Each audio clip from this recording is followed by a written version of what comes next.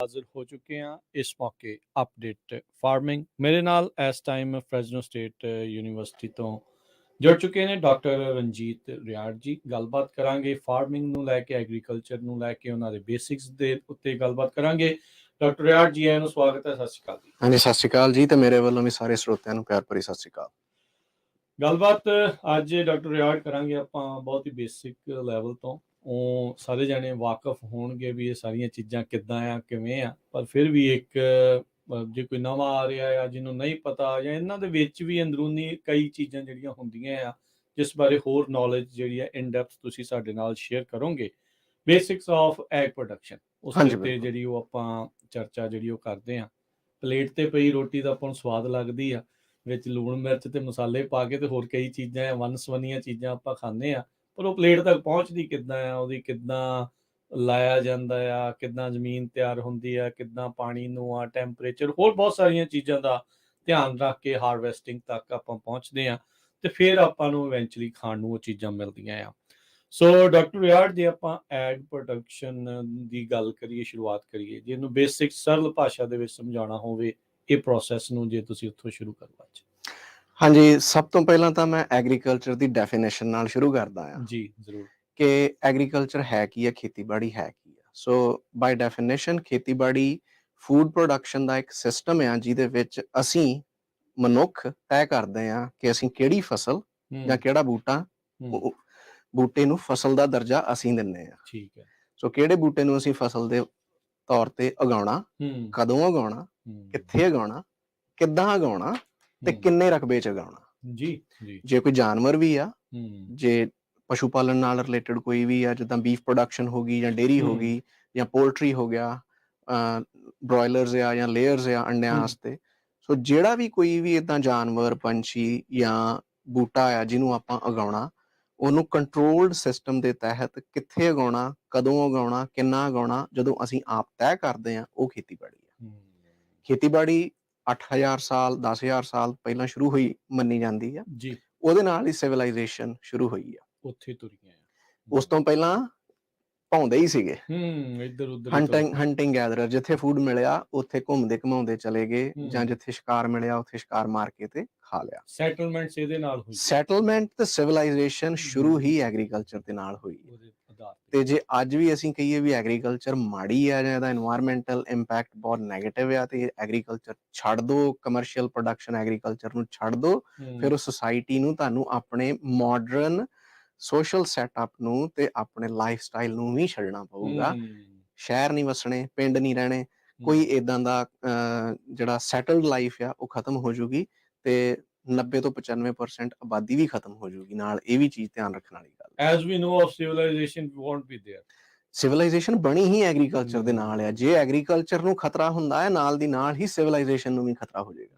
ਸੋ ਤਾਂ ਹੀ ਆਪਾਂ ਇਸ ਟਾਈਮ ਡਾਕਟਰ ਰਿਆੜ ਦੇਖ ਰਹੇ ਹਾਂ ਵੀ ਜਿਹੜਾ ਕਲਾਈਮੇਟ ਜਾਂ ਵੈਦਰ ਪੈਟਰਨਸ ਦੇ ਚੇਂਜ ਹੋਣ ਦੇ ਨਾਲ ਪ੍ਰਵਾਸ ਦਾ ਡਰ ਤੇ ਚੀਜ਼ਾਂ ਉਹ ਸ਼ਹਿਰਾਂ ਦੇ ਖਤਮ ਹੋਣ ਦਾ ਡਰ, ਇਹ ਆਈ ਥਿੰਕ ਵੱਡਾ ਕਾਰਨ ਆ ਵੀ ਜੇ ਉੱਥੇ ਸੈਟਲਮੈਂਟਸ ਨਹੀਂ ਰਹਿਣਗੀਆਂ ਜਾਂ ਐਗਰੀਕਲਚਰ ਨਹੀਂ ਹੋਊਗੀ ਤਾਂ ਉੱਥੋਂ ਫਿਰ ਇਵੈਂਚੁਅਲੀ ਲੋਕਾਂ ਨੂੰ ਜਾਣਾ ਹੀ ਪੈਣਾ। ਦੇਖੋ, ਜਿੱਥੇ ਗਰਮੀ ਬਹੁਤ ਜ਼ਿਆਦਾ ਪਊਗੀ ਜਾਂ ਪਾਣੀ ਨਾ ਮਿਲੂਗਾ, ਸੋਕਾ ਬਹੁਤ ਜ਼ਿਆਦਾ ਪਊਗਾ, ਨਾ ਉੱਥੇ ਮਨੁੱਖਾਂ ਦੇ ਰਹਿਣਾ ਪੋਸੀਬਲ ਆ, ਨਾ ਹੀ ਉੱਥੇ ਫਸਲ ਹੋਣੀ ਪੋਸੀਬਲ ਆ, ਨਾ ਹੀ ਜਾਨਵਰਾਂ ਨੇ ਬਚਣਾ ਉੱਥੇ।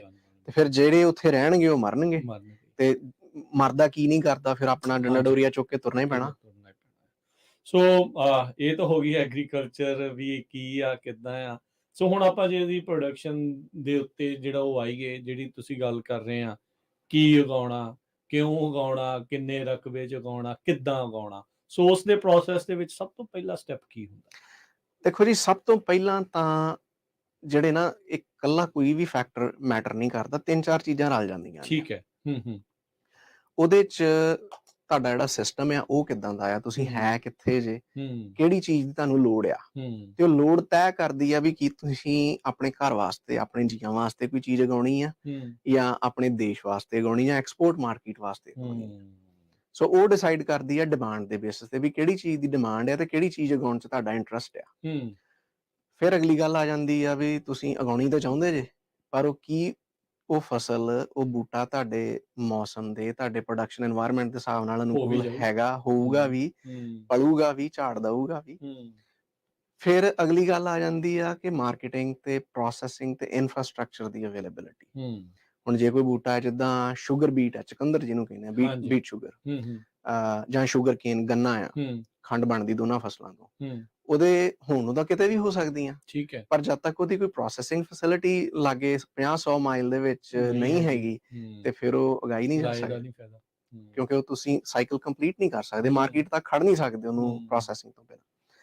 ਫਿਰ ਕੋਲਡ ਸਟੋਰੇਜ ਦੀ ਜਾਂ ਇਨਫਰਾਸਟ੍ਰਕਚਰ ਦੀ ਵੀ ਗੱਲ ਆ ਜਾਂਦੀ ਹੈ, ਟਰਾਂਸਪੋਰਟ ਦੀ ਵੀ। ਮਸ਼ੀਨਰੀ ਦੀ। ਬਈ ਜੇ ਮੰਨ ਲਓ ਕੋਈ ਪੈਰੀਸ਼ੇਬਲ ਪ੍ਰੋਡਕਟ ਹੈ, ਹੂੰ, ਜਿਹੜਾ ਗਿੱਲਾ ਆ, ਸਿੱਲਾ ਆ, ਪਾਣੀ ਆ ਉਹਦੇ 'ਚ ਬਹੁਤ ਜ਼ਿਆਦਾ, ਹੂੰ, ਤਾਜ਼ਾ ਫਲ ਜਾਂ ਕੋਈ ਸਬਜ਼ੀ ਆ, ਹੂੰ, ਜਿਹਨੂੰ ਸੁਕਾ ਨਹੀਂ ਸਕਦੇ ਤੁਸੀਂ, ਹੂੰ, ਉਹਨੂੰ ਗਿੱਲਾ ਰੱਖਣਾ ਉਹਦੇ ਆਪਣੇ ਮੋਇਸਚਰ ਦੇ ਉੱਤੇ, ਤੇ ਉਹਨੇ ਗਰਮੀ 'ਚ ਤਾਂ ਖਰਾਬ ਹੋ ਜਾਣਾ, ਖਰਾਬ ਹੋ ਉਹਨੂੰ ਤੁਹਾਨੂੰ ਠੰਡਾ ਕਰਨਾ ਪੈਣਾ। ਸੋ ਜੇ ਹੂੰ, ਤੁਹਾਡੇ ਕੋਲ ਕੋਲਡ ਸਟੋਰੇਜ ਤੇ ਮੁੜ ਕੇ ਉਹਨੂੰ ਫਿਰ ਕੋਲਡ ਸਟੋਰੇਜ 'ਚ ਟਰਾਂਸਪੋਰਟ ਦਾ ਇਨਫਰਾਸਟ੍ਰਕਚਰ ਜੇ ਨਹੀਂ ਹੈਗਾ, ਤੇ ਹੂੰ, ਤਾਂ ਵੀ ਤੁਸੀਂ ਉਹ ਨਹੀਂ ਉਗਾ ਸਕਦੇ। ਹੂੰ, ਹੁਣ ਜੇ ਆਪਾਂ ਗੱਲ ਕਰਦੇ ਹਾਂ ਕੈਲੀਫੋਰਨੀਆ ਦੀ, ਵੀ 100 ਤੋਂ ਵੱਧ ਫਸਲਾਂ ਇੱਥੇ ਉੱਗਦੀਆਂ ਨੇ। ਠੀਕ ਹੈ। ਜਿਹੜੀ ਵੀ ਫਸਲ ਸਾਰੀ ਦੁਨੀਆ 'ਚ ਕਿਤੇ ਵੀ ਹੋ ਸਕਦੀ, ਉਹ ਕੈਲੀਫੋਰਨੀਆ 'ਚ ਹੋ ਸਕਦੀ ਆ। ਹੋ ਸਕਦੀ। ਇੰਪੀਰੀਅਲ ਵੈਲੀ ਸਾਊਥ ਤੋਂ ਲੈ ਕੇ ਯੂਬਾ ਸਿਟੀ, ਚੀਕੋ ਸਟੇਟ, ਹੂੰ, ਹੂੰ, ਨਾਰਦਰਨ ਵੈਲੀ ਦੇ ਵਿੱਚ, ਜਾਂ ਈਵਨ ਇੰਟਰਮਾਊਂਟੇਨ ਰੀਜਨ 'ਚ ਜਾਂ ਕੋਸਟਲ ਰੀਜਨ 'ਚ, ਹਰ ਤਰ੍ਹਾਂ ਦਾ ਮੌਸਮ ਜਿਹੜਾ ਆ ਨਾ, ਉਹ ਮਾਫਿਕ ਮਿਲ ਸਕਦਾ ਆ। ਕੋਈ ਵੀ ਚੀਜ਼ ਉਗਾਉਣੀ ਉਹ ਥਾਂ ਮਿਲ ਉਹ ਜੂਗੀ। ਥਾਂ ਲੱਭ ਜੂਗੀ ਤੁਹਾਨੂੰ। ਹੂੰ, ਅੰਬਾਂ ਵਾਸਤੇ ਇੰਪੀਰੀਅਲ ਵੈਲੀ ਹੈਗੀ ਆ, ਜਾਂ ਐਲ ਏਰੀਆ ਹੈਗਾ ਆ, ਹਾਂਜੀ, ਤੇ ਜਿਹੜੀਆਂ ਟ੍ਰੋਪੀਕਲ ਫਸਲਾਂ ਜਾਂ ਟੈਂਪਰੇਟ ਫਸਲਾਂ ਨੇ, ਉੱਪਰ ਨਾਰਥ ਜਾਂ ਮਾਊਂਟੇਨ ਰੀਜਨਸ ਦੇ ਵਿੱਚ ਜਾਂ ਕੋਸਟਲ ਰੀਜਨ 'ਚ ਹੋ ਸਕਦੀਆਂ, ਜਿੱਥੇ ਟੈਂਪਰੇਚਰ ਉਹਨੂੰ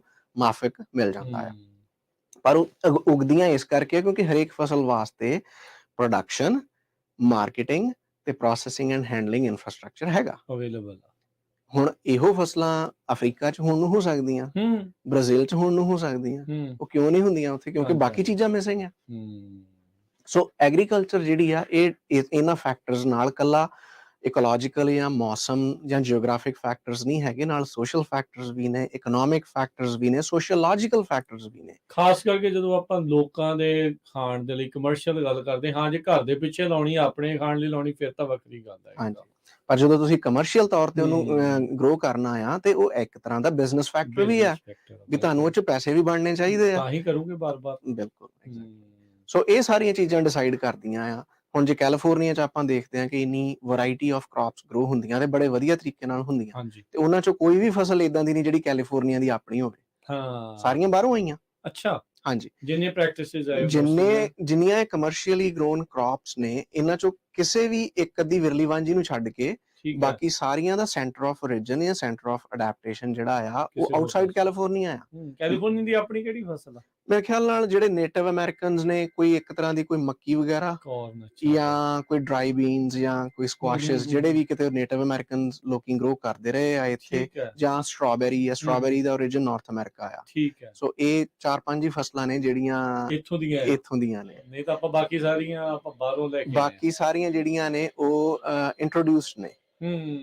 ਠੀਕ ਆ। ਸੋ ਡਾਕਟਰ ਰੈਡ ਜਿੱਦਾਂ ਤੁਸੀਂ ਦੱਸ ਰਹੇ ਵੀ ਥੋੜੀਆਂ ਫਸਲਾਂ ਹੈ ਪਰ ਇੰਟਰੋਡਿਊਸਡ ਆ, ਪਰ ਅੱਜ ਦੇ ਜ਼ਮਾਨੇ ਦੇ ਵਿੱਚ ਆਈ ਥਿੰਕ ਇੰਨੀਆਂ ਚੀਜ਼ਾਂ ਮੈਟਰ ਨਹੀਂ ਕਰਦੀਆਂ ਅੰਟਿਲ ਆਪਾਂ ਇਹ ਦੇਖ ਰਹੇ ਹਾਂ ਵੀ ਇਹ ਸਾਰਿਆਂ ਨੂੰ ਪ੍ਰੋਵਾਈਡ ਕਰ ਰਹੀਆਂ ਆ, ਕੱਲਾ ਖਾਣ ਵਾਲਿਆਂ ਨੂੰ ਨਹੀਂ, ਜਿਹੜੇ ਉਗਾਉਣ ਵਾਲੇ ਆ ਉਹਨਾਂ ਨੂੰ ਵੀ ਪ੍ਰੋਵਾਈਡ ਕਰ ਰਹੀਆਂ ਦੇਖੋ ਨਾਲ। ਜੀ, ਗਲੋਬਲਾਈਜੇਸ਼ਨ ਤੇ germplasm exchange hand in hand ਚੱਲਿਆ। ਹਾਂ, ਸੋ ਅਜੇ ਵੀ ਕਾਫੀ ਕੰਟਰੀਜ਼ ਜਿਹੜੀਆਂ ਨੇ, ਉਹ ਜਰਮ ਪਲਾਜ਼ਮ ਨੂੰ ਆਪਣੀ ਜਿਹੜੀ ਆ ਬਾਇਓਡਾਇਵਰਸਿਟੀ ਆ ਉਹਨੂੰ ਪ੍ਰੋਟੈਕਟ ਕਰਦੀਆਂ ਨੇ। ਸੋ ਜਰਮ ਪਲਾਜ਼ਮ ਜੇ ਤੁਸੀਂ ਥੋੜਾ ਜਿਹਾ ਹਾਂਜੀ, ਐਕਸਪਲੇਨ ਜਰਮ ਕਰੋ। ਪਲਾਜ਼ਮ ਵੀ ਕੋਈ ਵੀ ਕਿਸੇ ਬੂਟੇ ਦੀਆਂ ਪ੍ਰਜਾਤੀਆਂ ਨੇ ਜਿਹੜੀਆਂ ਪੁਰਾਣੀਆਂ, ਜੀ, ਜਿਹੜੇ ਕਿਸੇ ਇੱਕ ਖਾਸ ਰਕਬੇ 'ਚ ਹੀ ਹੁੰਦੀਆਂ ਆ। ਹਾਂਜੀ। ਹੁਣ ਜਿੱਦਾਂ ਅਨਾਰ ਆ, ਉਹ ਇੱਥੋਂ ਦੀ ਫਸਲ ਤਾਂ ਹੈ ਨਹੀਂ, ਉਹ ਅਫਗਾਨਿਸਤਾਨ ਤੋਂ, ਈਰਾਨ ਤੋਂ ਆਇਆ। ਏਦਾਂ ਹੀ ਜਿਹੜੇ ਆ ਆਮੰਡਸ ਆ ਯੂਰਪ ਤੋਂ ਆਏ, ਜਾਂ ਉਧਰੋਂ ਜਿਹੜੀਆਂ ਵਾਲਨਟ ਯੂਰਪ ਤੋਂ ਆਇਆ ਆ, ਆਮੰਡ ਵੀ ਈਰਾਨ ਤੇ ਅਫਗਾਨਿਸਤਾਨ ਤੋਂ ਆਇਆ, ਮਿਡਲ ਈਸਟ ਵਾਲੇ ਪਾਸੇ ਤੋਂ ਆ, ਪਿਸਟੈਸ਼ੀਓ ਈਰਾਨ ਤੋਂ ਆਇਆ। ਹੁਣ ਉੱਥੇ ਵੀ ਇੰਨਾ ਨਹੀਂ ਹੁੰਦਾ ਜਿੰਨਾ ਇੱਥੇ ਹੁੰਦਾ, ਪਰ ਜਿਹੜੀ ਆਪਾਂ ਗੱਲ ਕਰਦੇ ਆ ਨਾ ਵੀ ਕੈਲੀਫੋਰਨੀਆ ਦੇ ਵਿੱਚ ਇੰਨੀਆਂ ਸਾਰੀਆਂ ਫਸਲਾਂ ਹੁੰਦੀਆਂ, ਆਈਆਂ ਉਹ ਕਿਤੇ ਹੋਰ ਥਾਂ ਤੋਂ ਨੇ, ਪਰ ਜਿੱਥੋਂ ਉਹ ਫਸਲਾਂ ਆਈਆਂ ਉੱਥੇ ਉਹਨਾਂ ਫਸਲਾਂ ਦੇ ਪੈਸਟ ਵੀ ਹੋਣਗੇ, ਕੀੜੇ ਮਕੌੜੇ, ਆਪਣੀਆਂ ਤੇ ਪੈਥੋਜਨਸ ਹੋਰ ਬਿਮਾਰੀਆਂ ਹੋਣਗੀਆਂ। ਡਿਜ਼ੀਜ਼ਸ ਵੀ ਹੋਣਗੀਆਂ, ਜਿਨ੍ਹਾਂ ਨੂੰ ਅਸੀਂ ਅਵੋਇਡ ਕਰਕੇ ਇੱਥੇ ਲਿਆਂਦਾ, ਕਿਉਂਕਿ ਇੱਥੇ ਉਹ এনवायरमेंट 'ਚ ਹੈ ਨਹੀਂ। ਸੋ ਜੇ ਅਸੀਂ ਐਗਰੀਕਲਚਰ ਨੂੰ ਪ੍ਰੋਟੈਕਟ ਕਰਨਾ ਹੈ ਇੱਥੇ, ਤਾਂ ਸਾਨੂੰ ਉਸ ਚੀਜ਼ ਦਾ ਵੀ ਧਿਆਨ ਰੱਖਣਾ ਹੈ ਕਿ ਜਿੱਥੇ ਹੋਰ ਕਿਤੇ ਦੁਨੀਆ ਦੇ ਵਿੱਚ ਇਹ ਫਸਲ ਹੋ ਰਹੀ ਆ, ਉੱਥੇ ਉਸ ਫਸਲ ਦੇ ਉੱਤੇ ਕੀ ਚੱਲ ਰਿਹਾ, ਉੱਥੇ ਮੌਸਮ ਦਾ ਅਸਰ ਕਿਵੇਂ ਹੋ ਰਿਹਾ, ਉੱਥੇ ਕਿਹੜਾ ਕੋਈ ਕੀੜਾ ਮਕੌੜਾ ਚੱਲ ਰਿਹਾ ਆ, ਤੇ ਉਹਦੇ ਕਰਕੇ ਜਿਹੜੀਆਂ ਇੱਥੇ ਏਫਿਸ ਵਾਲੇ ਆ ਜਾਂ CDFA ਵਾਲੇ ਆ, ਉਹਨਾਂ ਦੀਆਂ ਜਿਹੜੀਆਂ ਅਪਡੇਟਸ ਹੁੰਦੀਆਂ ਰਹਿੰਦੀਆਂ ਨੇ ਠੀਕ ਹੈ। ਵੀ ਕਿਹੜੀ ਫਸਲ ਜੇ ਕੋਈ ਇੰਪੋਰਟ ਹੋ ਰਹੀ ਆ ਤੇ ਉੱਤੇ ਕਿਹੜੇ ਕੀੜੇ ਦਾ ਜਾਂ ਕਿਹੜੇ ਡਿਜ਼ੀਜ਼ ਦਾ ਜਾਂ ਕਿਹੜੇ ਰੀਜਨ ਤੋਂ ਆਉਣੀ ਨਹੀਂ ਦੇਣੀ, ਸੋ ਇਸ ਲਈ ਉਹ ਤਾਂ ਪੱਕੇ ਕਿ ਰੋਡ ਤੇ ਕੈਲੀਫੋਰਨੀਆ ਦੀ ਐਗਰੀਕਲਚਰ ਪ੍ਰੋਟੈਕਟਡ ਰਵੇ, ਇਕੋਸਿਸਟਮ ਇੱਥੇ ਦਾ ਬਚਿਆ ਰਵੇ। ਕਿਉਂਕਿ ਇੱਕ ਤਰ੍ਹਾਂ ਦਾ ਕੁਆਰੰਟੀਨ ਹੈ ਜਾਂ ਆਈਸੋਲੇਸ਼ਨ ਆ। ਆਸੇ-ਪਾਸੇ ਸਮੁੰਦਰ ਆ ਜਾਂ ਪਹਾੜੀਆਂ ਨੇ, ਬਿਲਕੁਲ। ਹੋਰ ਕੋਈ ਐਗਰੀਕਲਚਰਲ ਏਰੀਆ ਹੈ ਨਹੀਂ ਵੈਲੀ ਤੋਂ ਮੀਲਾਂ ਤੱਕ ਦੂਰ। ਸੋ ਜੇ ਕੋਈ ਪੈਥੋਜਨ ਉੱਡ ਕੇ ਬਾਏ ਨੈਚੁਰਲ ਮੀਨਸ ਆਉਣਾ ਔਖਾ ਆ, ਬਾਏ ਹਿਊਮਨ ਆਉਣਾ ਸੌਖਾ।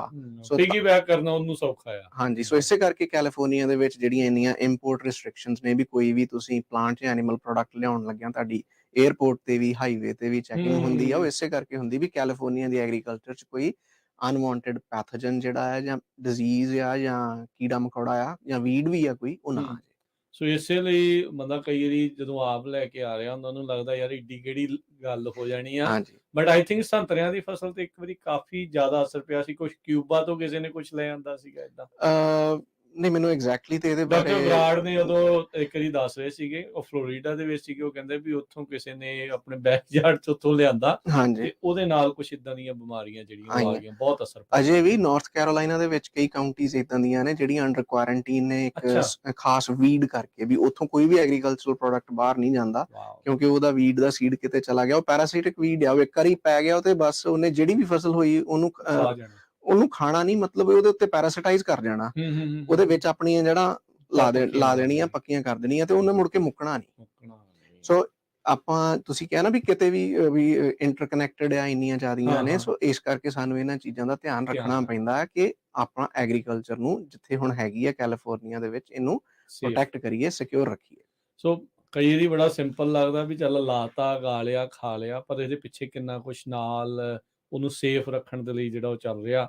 ਸੋ ਜਿਵੇਂ ਇੱਕ ਪਾਰਟ ਹੋ ਗਿਆ ਐਗ ਪ੍ਰੋਡਕਸ਼ਨ ਦਾ, ਵੀ ਇਹਨੂੰ ਕਾਈਂਡ ਆਫ ਫੂਡ ਸਿਕਿਉਰਿਟੀ ਦੀ ਵੀ ਗੱਲ ਆ ਜਾਂਦੀ ਹੈ। ਫੂਡ ਸਿਕਿਉਰਿਟੀ ਤੇ ਬਾਇਓ ਟੈਰਰਿਜ਼ਮ ਨਾਲ ਹੀ ਚੱਲ ਰਹੇ ਆ ਵੀ ਕਈ ਵਾਰੀ ਜਿਹੜਾ ਕੋਈ ਮਾੜੀ ਧਿਰ ਆ ਉਹਨਾਂ ਨੂੰ ਹਥਿਆਰ ਘਲਾਉਣ ਦੀ ਲੋੜ ਨਹੀਂ, ਉਹ ਪੈਥੋਜਨ ਵੀ ਘਲਾ ਸਕਦੇ ਆ, ਉਹ ਕੋਈ ਕੀੜਾ ਘਲਾ ਸਕਦੇ ਆ। ਆਈ ਥਿੰਕ ਆਈ ਰਿਮੈਂਬਰ ਕੁਛ ਮੰਥ ਪਹਿਲਾਂ ਇੱਕ ਖਬਰ ਆਈ ਸੀ, ਲੋਕਾਂ ਦੇ ਘਰਾਂ ਦੇ ਵਿੱਚ ਸੀਡ ਪਹੁੰਚੇ ਸੀਗੇ, ਚਾਈਨਾ ਤੋਂ ਸੀਡ ਪਹੁੰਚੇ ਸੀਗੇ, ਕਈਆਂ ਨੇ ਲਾ ਵੀ ਲਏ ਸੀ। ਸੋ ਉਹਦੇ ਬਾਰੇ ਕੀ ਅਪਡੇਟ ਸੀਗਾ? ਮੈਨੂੰ ਚੇਤਾ ਭੁੱਲ ਗਿਆ ਵੀ ਉਸ ਤੋਂ ਬਾਅਦ ਕਿਸੇ ਨੇ ਲਾ ਕੇ ਉਹਦਾ ਕੀ ਬਣਿਆ ਸੀਗਾ। ਉਹ ਭੇਜੇ ਕਿਉਂ ਆ ਜਾਂ ਕਿਹਨਾਂ ਨੇ ਭੇਜੇ ਆ ਇਹਦੇ ਬਾਰੇ ਮੈਂ ਕੁਛ ਕਹਿ ਨਹੀਂ ਸਕਦਾ, ਕਿਉਂਕਿ ਮੈਂ ਜਿੰਨਾ ਕੁ ਪੜ੍ਹਿਆ ਸੀਗਾ, ਕਿਉਂਕਿ ਉਦੋਂ ਬਾਅਦ ਫੋਲੋ ਅਪ ਮੈਂ ਵੀ ਨਹੀਂ ਕੀਤਾ। ਪਰ ਉਹ ਜਿਹੜੇ ਅਨਇੰਟੈਂਡਡ ਜਾਂ ਅਨਸੋਲਿਸਿਟਡ ਕੋਈ ਏਦਾਂ ਤੁਹਾਨੂੰ ਸੀਡ ਆ ਜਾਣਾ, ਸੀਡ ਲਿਵਿੰਗ ਆਰਗੇਨਿਜ਼ਮ ਹੈ, ਬਿਲਕੁਲ ਤੁਹਾਨੂੰ ਨਹੀਂ ਪਤਾ ਵੀ ਉਹ ਸੀਡ ਕਿਹੜੀ ਪ੍ਰਜਾਤੀ ਦਾ, ਵੀ ਜਦੋਂ ਉੱਗਿਆ ਤੇ ਉਹਨੇ ਕੀ ਨਿਕਲਣਾ, ਉਹਦੇ ਉੱਤੇ ਕੀ ਆ, ਜੇ ਕੋਈ ਪੈਥੋਜਨ ਆ ਜਾਂ ਉਹਦੇ ਵਿੱਚ ਕੀ ਆ।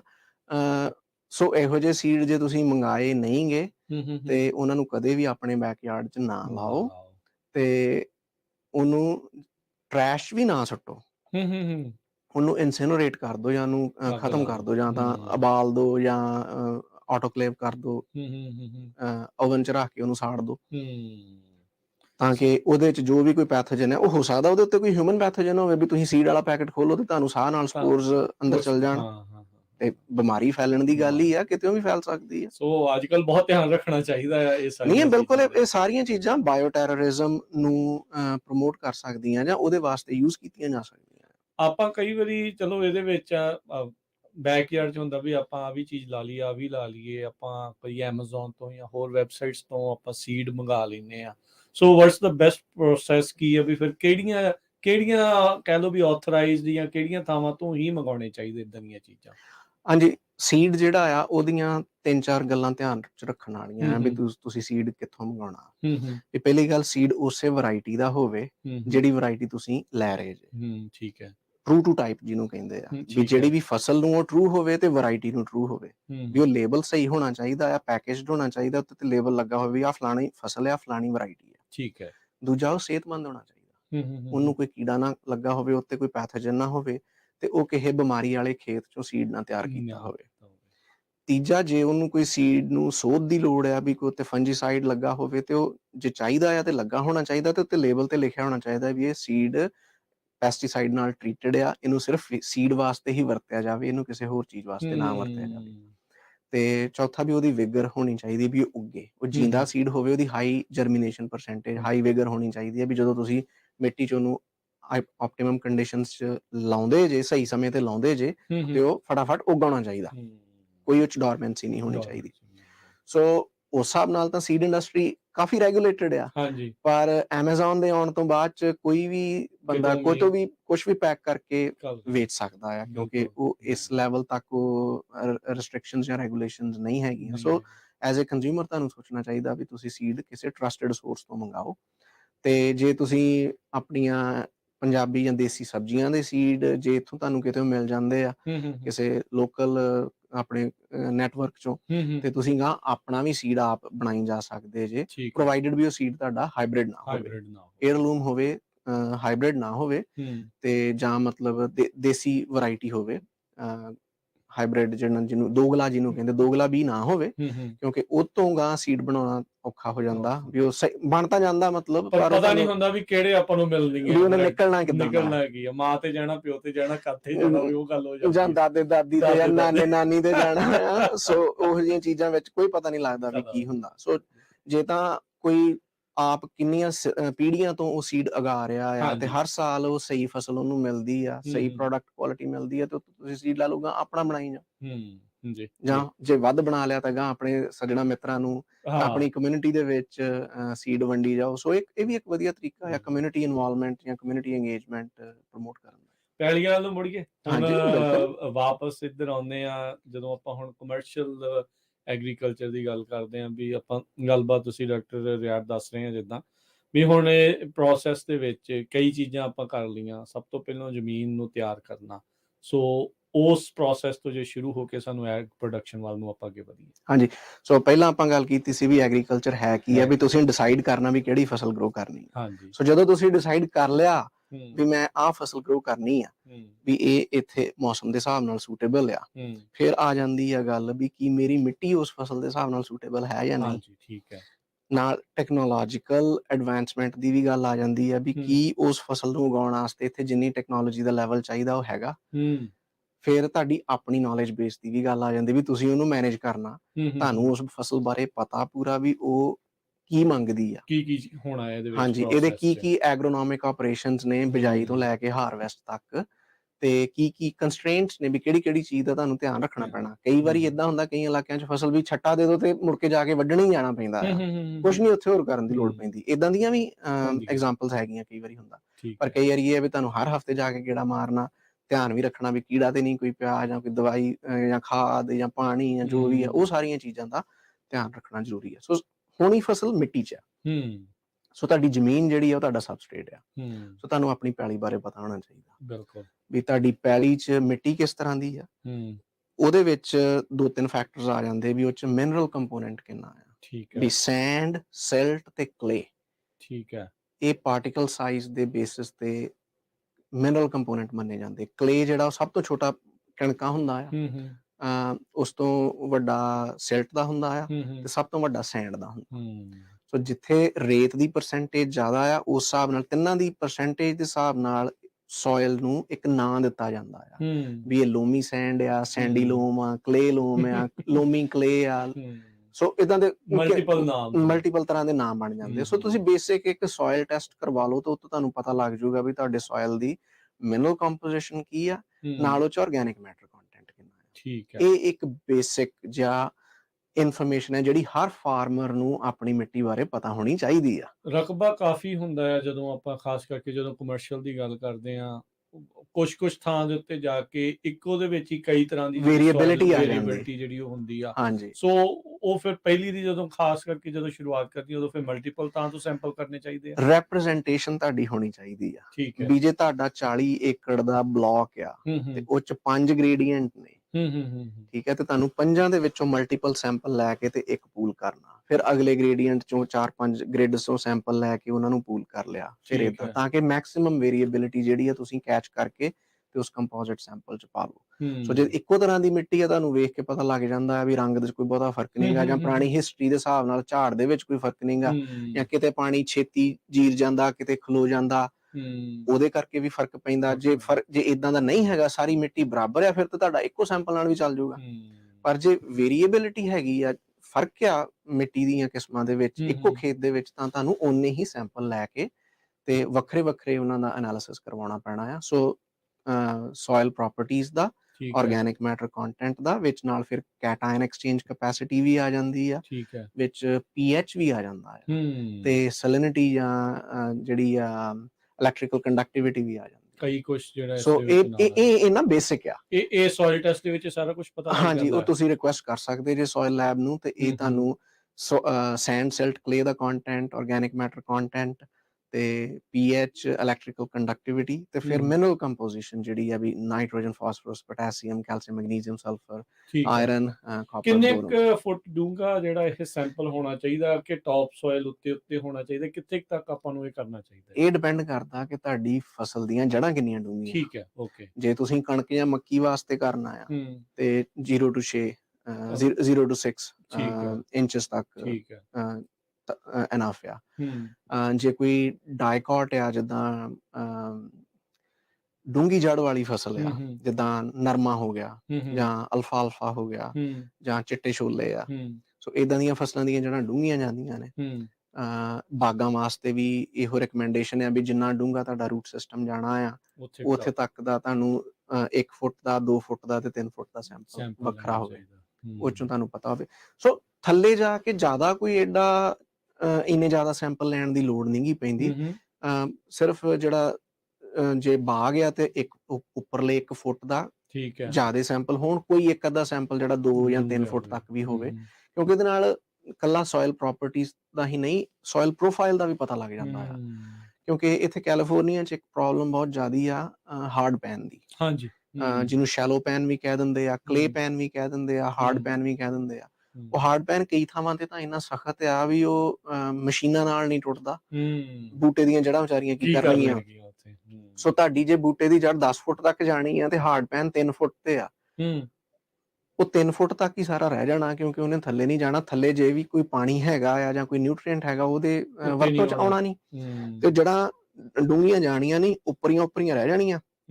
ਜੇ ਬੂਟਾ ਵੱਡਾ ਹੋ ਗਿਆ, ਭਾਰਾ ਹੋ ਗਿਆ, ਉਹਨੇ ਟੇਢਾ ਹੋ ਜਾਣਾ। ਜਿਹੜਾ ਅਕਸਰ ਆਪਾਂ ਦੇਖਦੇ ਮੋਸਟਲੀ ਇਹਦਾ ਕਾਰਨ ਇਹੀ ਆ ਵੀ ਹਾਰਡ ਪੈਨ ਆ, ਬਈ ਹਾਰਡ ਪੈਨ ਆ, ਉੱਤੋਂ ਬਰਮ ਦੇ ਉੱਤੇ ਲਾਏ ਆ, ਜਾਂ ਤਾਂ ਫਲੈਟ ਤੇ ਹੋਣ ਤੇ ਡੂੰਘਾ ਪੁੱਟ ਕੇ ਲਾਇਆ ਹੋਵੇ, ਤਾਂ ਚਲੋ ਉਹਨੂੰ ਕੰਪਨਸੇਟ ਕਰਨ ਵਾਸਤੇ ਆਪਾਂ ਬਰਮ ਬਣਾ ਦਿੰਦੇ ਆ।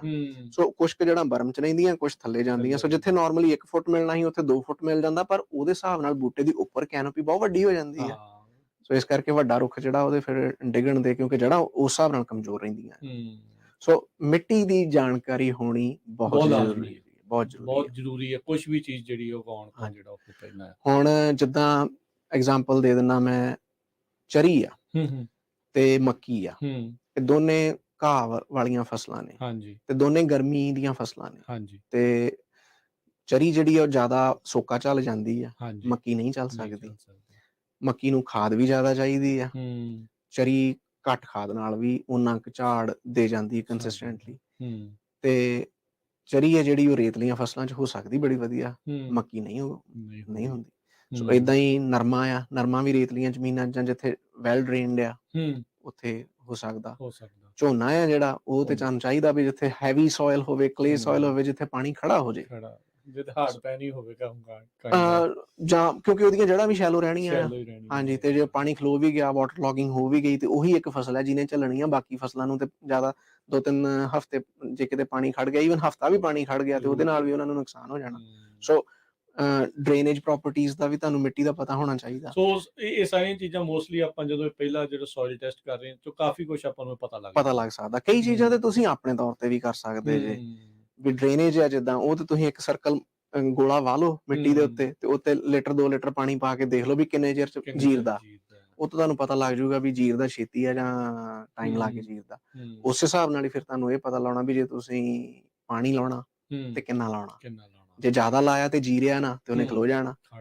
ਤੇ ਹੁਣ ਬੂਟੇ ਦਾ ਵੀ ਹਾਲ ਸਾਡੇ ਵਰਗਾ ਆ, ਵੀ ਜੜ੍ਹਾਂ ਆ ਜਿਹੜੀਆਂ, ਉਹਨਾਂ ਨੂੰ ਹਵਾ ਚਾਹੀਦੀ ਆ। ਜਦੋਂ ਪਾਣੀ ਜ਼ਿਆਦਾ ਦੇਰ ਖਲੋ ਗਿਆ, ਉਹਨਾਂ ਨੇ ਪਾਣੀ 'ਚ ਤੇ ਸਾਹ ਲੈਣਾ ਨਹੀਂ, ਉਹਨਾਂ ਦੀ ਆਕਸੀਜਨ ਸਪਲਾਈ ਬੰਦ ਹੋ ਜਾਣੀ ਆ। ਬਿਲਕੁਲ।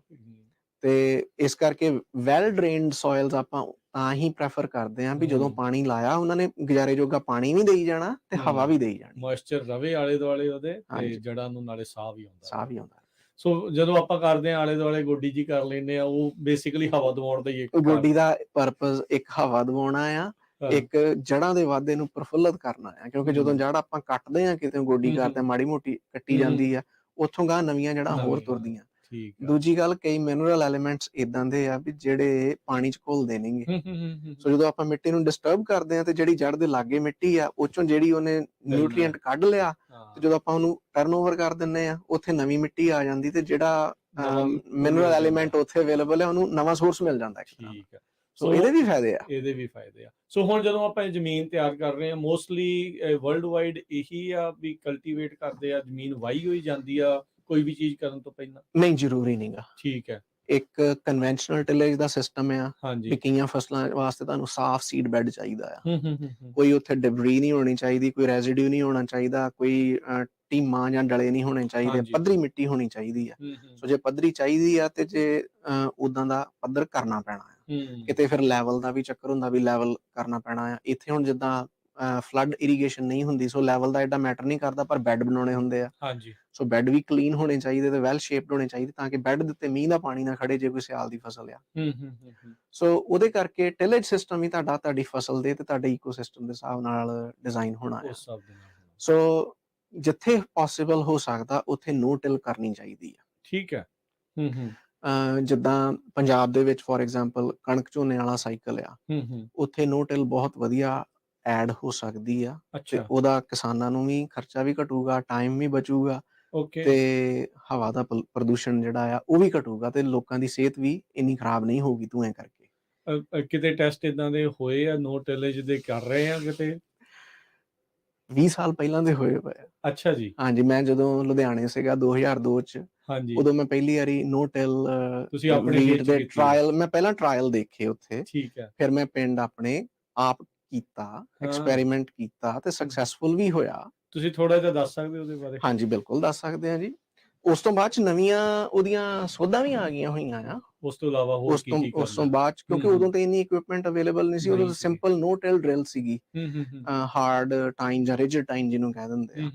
ਤੇ ਉਹਦੇ ਵਿੱਚ ਥੋੜੀ ਜਿਹੀ ਲਿਮਿਟੇਸ਼ਨ ਸੀਗੀ ਕਿ ਜਦੋਂ ਝੋਨਾ ਵੱਢਿਆ ਆਪਾਂ ਕੰਬਾਈਨ ਨਾਲ, ਤੇ ਜਿਹੜਾ ਕੰਬਾਈਨ ਦੇ ਵਿੱਚੋਂ ਪਰਾਲ ਨਿਕਲਿਆ ਹੁੰਦਾ ਆ, ਉਹਨੂੰ ਸਾੜਨਾ ਪੈਂਦਾ ਆ, ਤੇ ਉਹਨੇ ਨੂੰ ਸੋ ਪਾਰਸ਼ਲ ਬਰਨਿੰਗ ਕਰਕੇ ਬਾਅਦ ਚ ਖਲੋਤੇ ਮੁੱਢਾਂ ਦੇ ਵਿੱਚ ਤੁਸੀਂ ਜੇ ਵੱਤਰ ਸਹੀ ਹੈਗਾ ਆ ਤਾਂ ਬਿਨਾਂ ਪਾਣੀ ਲਾਇਆ ਵੀ ਝੋਨੇ ਵਾਲੇ ਵੱਤਰ ਚ ਹੀ ਤੁਸੀਂ ਕਣਕ ਡਰਿਲ ਕਰ ਦੇਣੀ ਆ। ਠੀਕ ਹੈ। ਨੋ ਟਿਲ ਡਰਿਲ ਦੇ ਨਾਲ ਵਿਦ DAP ਜਾਂ ਯੂਰੀਆ ਦਾ ਮਿਕਸ ਜਿਹੜਾ ਆ ਥੋੜਾ ਜਿਹਾ ਪਾ ਕੇ, ਸੋ DAP ਪਾ ਕੇ ਫਰਟੀਲਾਈਜ਼ਰ ਤੇ ਨਾਲ ਸੀਡ ਦੂਜੇ ਬਾਕਸ ਦੇ ਵਿੱਚ, ਤਾਂ ਕਿ ਉਹ ਵੱਖਰੀ ਡੈਪਥ ਤੇ ਪਵੇ, ਫਰਟੀਲਾਈਜ਼ਰ ਤੇ ਸੀਡ ਇਕੱਠਾ ਲਾਗੇ ਨਾ ਹੋਵੇ।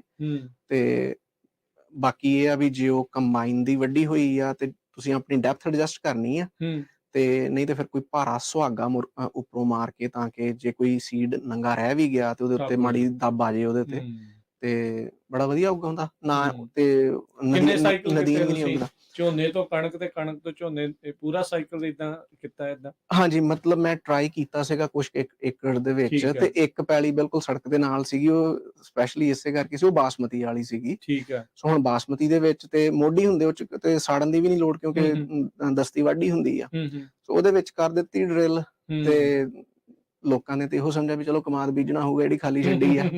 ਉਹ ਬਾਅਦ ਜਦੋਂ ਕਣਕ ਨਿਕਲੀ ਤੇ ਫਿਰ ਪੁੱਛਣ ਲੱਗੇ ਵੀ ਇੱਥੇ ਕੀ ਕੀਤਾ ਆ। ਤੇ ਕਿਉਂਕਿ ਦੇਖੋ ਨਾ ਤੁਸੀਂ ਉਹਨੂੰ ਵਾਹੁਣਾ, ਠੀਕ ਆ, ਤੇ ਨਦੀਨ ਵੀ ਘੱਟ ਉਗਣਾ, ਤੇ ਬਹੁਤੀ ਵਾਰੀ ਤੇ ਇਹ ਆ ਵੀ ਉਹ ਚ ਫਿਰ ਹਰਬੀਸਾਈਡ ਜਿਹੜੀ ਆ ਨਦੀਨਨਾਸ਼ਕ ਦਵਾਈ, ਉਹਦੀ ਸਪਰੇ ਦੀ ਵੀ ਲੋੜ ਨਹੀਂ ਪੈਂਦੀ, ਲੋੜ ਹੀ ਨਹੀਂ ਪੈਂਦੀ। ਆਮ ਤੌਰ ਤੇ ਇੱਕ ਪਾਈ ਦੀ ਉਹਦੀ ਵੀ ਲੋੜ ਨਹੀਂ ਪੈਂਦੀ। ਠੀਕ ਹੈ। ਤੇ ਜਿੰਨੀ ਟਰੈਕਟਰ ਦੀ ਬਚਤ ਹੋਈ ਮਸ਼ੀਨਰੀ ਦੀ ਜਾਂ ਡੀਜ਼ਲ ਦੀ ਜਾਂ ਟਾਈਮ ਦੀ, ਸਿਰਫ ਇੱਕ ਨਵਾਂ ਇਕਵਿਪਮੈਂਟ ਜਿਹੜਾ ਆ ਉਹ ਤੁਹਾਨੂੰ ਲੈਣਾ। ਤੇ ਉਦੋਂ ਬਾਅਦ ਸਰਕਾਰ ਦੀਆਂ ਪਾਲਿਸੀਆਂ ਵੀ ਆਈਆਂ ਬੜੀਆਂ, ਹੈਪੀ ਸੀਡਰ ਆ ਗਿਆ, ਤੇ ਉਹ ਕੰਬਾਈਨ ਦੇ ਮਗਰ ਜਿਹੜੇ ਰੈਜ਼ੀਡਿਊ ਮੈਨੇਜਮੈਂਟ ਸਿਸਟਮ ਜਿਹੜੇ ਉਹ ਆ ਗਏ, ਵੀ ਉਹ ਇੱਕ ਵਿੰਡ ਰੋ ਚ ਨਹੀਂ ਜਾਂਦਾ, ਪਰਾਤ ਨਹੀਂ ਜਾਂਦੀ, ਉਹਨੂੰ ਖਿਲਾਰ ਦਿੰਦੇ ਆ। ਜ਼ਿਆਦਾ ਪ੍ਰੋਬਲਮ ਪਈ ਆ ਸਟਬਲ ਸ਼ੇਵਰ ਕਰਕੇ ਜਾਂ ਜਿਹੜੇ ਰੀਪਰ ਕਰਕੇ, ਵੀ ਰੀਪਰ ਫੇਰ ਕੇ ਉਹਨੂੰ ਸਾਰੇ ਨੂੰ ਅੱਗ ਲਾ ਦੇਣੀ ਜਿਹੜੀ ਆ ਕਿ ਨਹੀਂ, ਉਹ ਬਹੁਤ ਗਲਤ ਕੰਮ ਹੋਇਆ ਆ, ਉਹ ਨਹੀਂ ਚਾਹੀਦਾ। ਕਿਉਂਕਿ ਜਿਹੜਾ ਨਾੜ ਆ ਜਾਂ ਪਰਾਲ ਆ ਕਿ ਨਹੀਂ, ਉਹ ਚ ਵੀ ਕਿਲੋਆਂ ਦੇ ਹਿਸਾਬ ਨਾਲ ਨਾਈਟ੍ਰੋਜਨ, ਫਾਸਫੋਰਸ ਤੇ ਪੋਟਾਸੀਅਮ ਹੁੰਦੀ ਵੀ ਜਿਹੜੀ ਆਪਾਂ ਦੂ ਦਿੰਦੇ ਆ, ਤੇ ਨਾਲੇ ਜਿੰਨਾ ਉਹਨੇ ਆਰਗੈਨਿਕ ਮੈਟਰ ਐਡ ਕਰਕੇ ਮਿੱਟੀ ਦੀ ਪਾਣੀ ਨੂੰ ਸੋਖਣ ਦੀ ਸ਼ਕਤੀ ਜਿਹੜੀ ਵਧਾਉਣੀ ਹੁੰਦੀ ਆ, ਉਹ ਵੀ ਆਪਾਂ ਲੂਜ਼ ਕਰ ਜਾਂਦੇ ਆ। ਤੁਹਾਡਾ ਤੇ ਇੱਥੇ ਜ਼ੋਰ ਲੱਗਾ ਪਿਆ ਕਵਰ ਕ੍ਰੌਪ ਦੇ ਉੱਤੇ। ਦੇਖੋ ਜੀ, ਸਾਡਾ ਸਾਡੇ ਜਿੰਮੇ ਜੋ ਜ਼ਿੰਮੇਵਾਰੀ ਲੱਗੀ ਆ, ਅਸੀਂ ਤੇ ਆਪਣੇ ਵੱਲੋਂ ਸਾਰਿਆਂ ਨੂੰ ਦੱਸਣ ਵਾਲਾ ਕੰਮ ਕਰੀ ਜਾਂਦੇ ਆ। ਹਾਂ ਹੁਣ ਅਗਲੇ ਨੇ ਮੰਨਣੀ, ਕਿਸੇ ਨੇ ਨਹੀਂ ਮੰਨਣੀ, ਉਹ ਤੇ ਫਿਰ ਪਿੱਛੇ ਅਗਲੇ ਦੀ ਕਿਉਂ ਰਹਿ ਮਰਜ਼ੀ। ਗਈ ਉੱਥੇ ਇਹ ਚੀਜ਼? ਕੁਛ ਲੋਕਾਂ ਦਾ ਡਰ, ਕੁਛ ਤੌਖਲੇ ਤੇ ਕੁਛ ਵੇਖਾ ਵੇਖੀ ਵੀ ਪਤਾ ਨਹੀਂ ਉੱਗਣੀ ਕਿ ਨਹੀਂ ਉੱਗਣੀ। ਸਭ ਕੁਝ ਉੱਗ ਜਾਂਦਾ, ਡਰਨ ਦੀ ਲੋੜ ਨਹੀਂ ਕਿਤੇ। ਟਰਾਈ ਕਰਨਾ ਪੈਂਦਾ ਵੀ ਜੇ ਕੋਈ ਵੱਡੇ ਰਕਬੇ ਵਾਲਾ ਉਹ ਕਿੱਲੇ 2 ਕਿੱਲਿਆਂ ਚ ਕਰ ਲੇ, ਜੇ ਕੋਈ ਥੋੜੇ ਰਕਬੇ ਵਾਲਾ ਉਹ ਮਰਲੇ 2 ਮਰਲੇ ਚ ਕਰ ਲੇ, ਮੰਗ ਕੇ ਕਿਤੇ ਆਸੇ ਪਾਸਿਓਂ ਕਿਸੇ ਸੁਸਾਇਟੀ ਚੋਂ, ਕਿਸੇ ਆਂਢੀ ਗੁਆਂਢੀ ਤੋਂ 2 ਫੇਰੇ ਲਾ ਕੇ ਦੇਖ ਲਵੇ ਵੀ ਕੀ ਹੁੰਦਾ ਆ। ਹੁਣ ਤਾਂ ਉਸ ਤੋਂ ਬਾਅਦ ਚ ਮੈਂ ਕਿਤੇ ਦੇਖਦਾ ਪਿਆ ਸੀਗਾ ਵੀ ਛੱਟੇ ਵਾਲਾ ਕੰਮ ਕੀਤਾ ਉਹਨਾਂ ਨੇ ਬੜਾ ਵਧੀਆ, ਵੀ ਉਹ ਡਰਿਲ ਦੀ ਵੀ ਨਹੀਂ ਲੋੜ।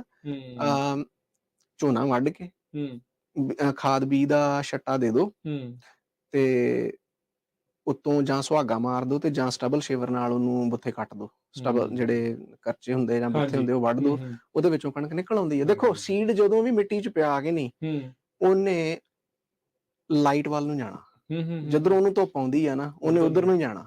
ਸੋ ਜੇ ਸੀਡ ਦੇ ਉੱਤੇ 2 ਇੰਚ 3 ਇੰਚ ਮੋਟੀ ਮਲਚ ਦੀ ਤਹਿ ਹੈਗੀ ਵੀ ਆ ਕਿ ਨਹੀਂ, ਤੇ ਜੇ ਉਹਦੀਆਂ ਜੜ੍ਹਾਂ ਥੱਲੇ ਲੱਗ ਗਈਆਂ ਤੇ ਉਹਨੇ ਤਾਂ ਨੂੰ ਜਾਣਾ ਹੀ ਜਾਣਾ ਆ। ਉਹ ਚ ਇੰਨੀ ਕੁ એનર્ਜੀ ਹੁੰਦੀ ਆ ਵੀ ਉਹ ਉੱਪਰ ਚੱਲ ਜਾਂਦਾ, ਸਿਰ ਕੱਢ ਲੈਂਦਾ। ਤੇ ਇੱਕ ਵਾਰੀ ਉਹਨੂੰ ਧੁੱਪ ਪੈਣ ਲੱਗ ਗਈ ਫਿਰ ਨਹੀਂ ਰਹਿੰਦਾ, ਫਿਰ ਉਹਨੂੰ એનર્ਜੀ ਮਿਲੀ ਜਾਂਦੀ, ਫਿਰ ਉਹਨੂੰ એનર્ਜੀ ਮਿਲੀ ਜਾਣੀ ਹੈ।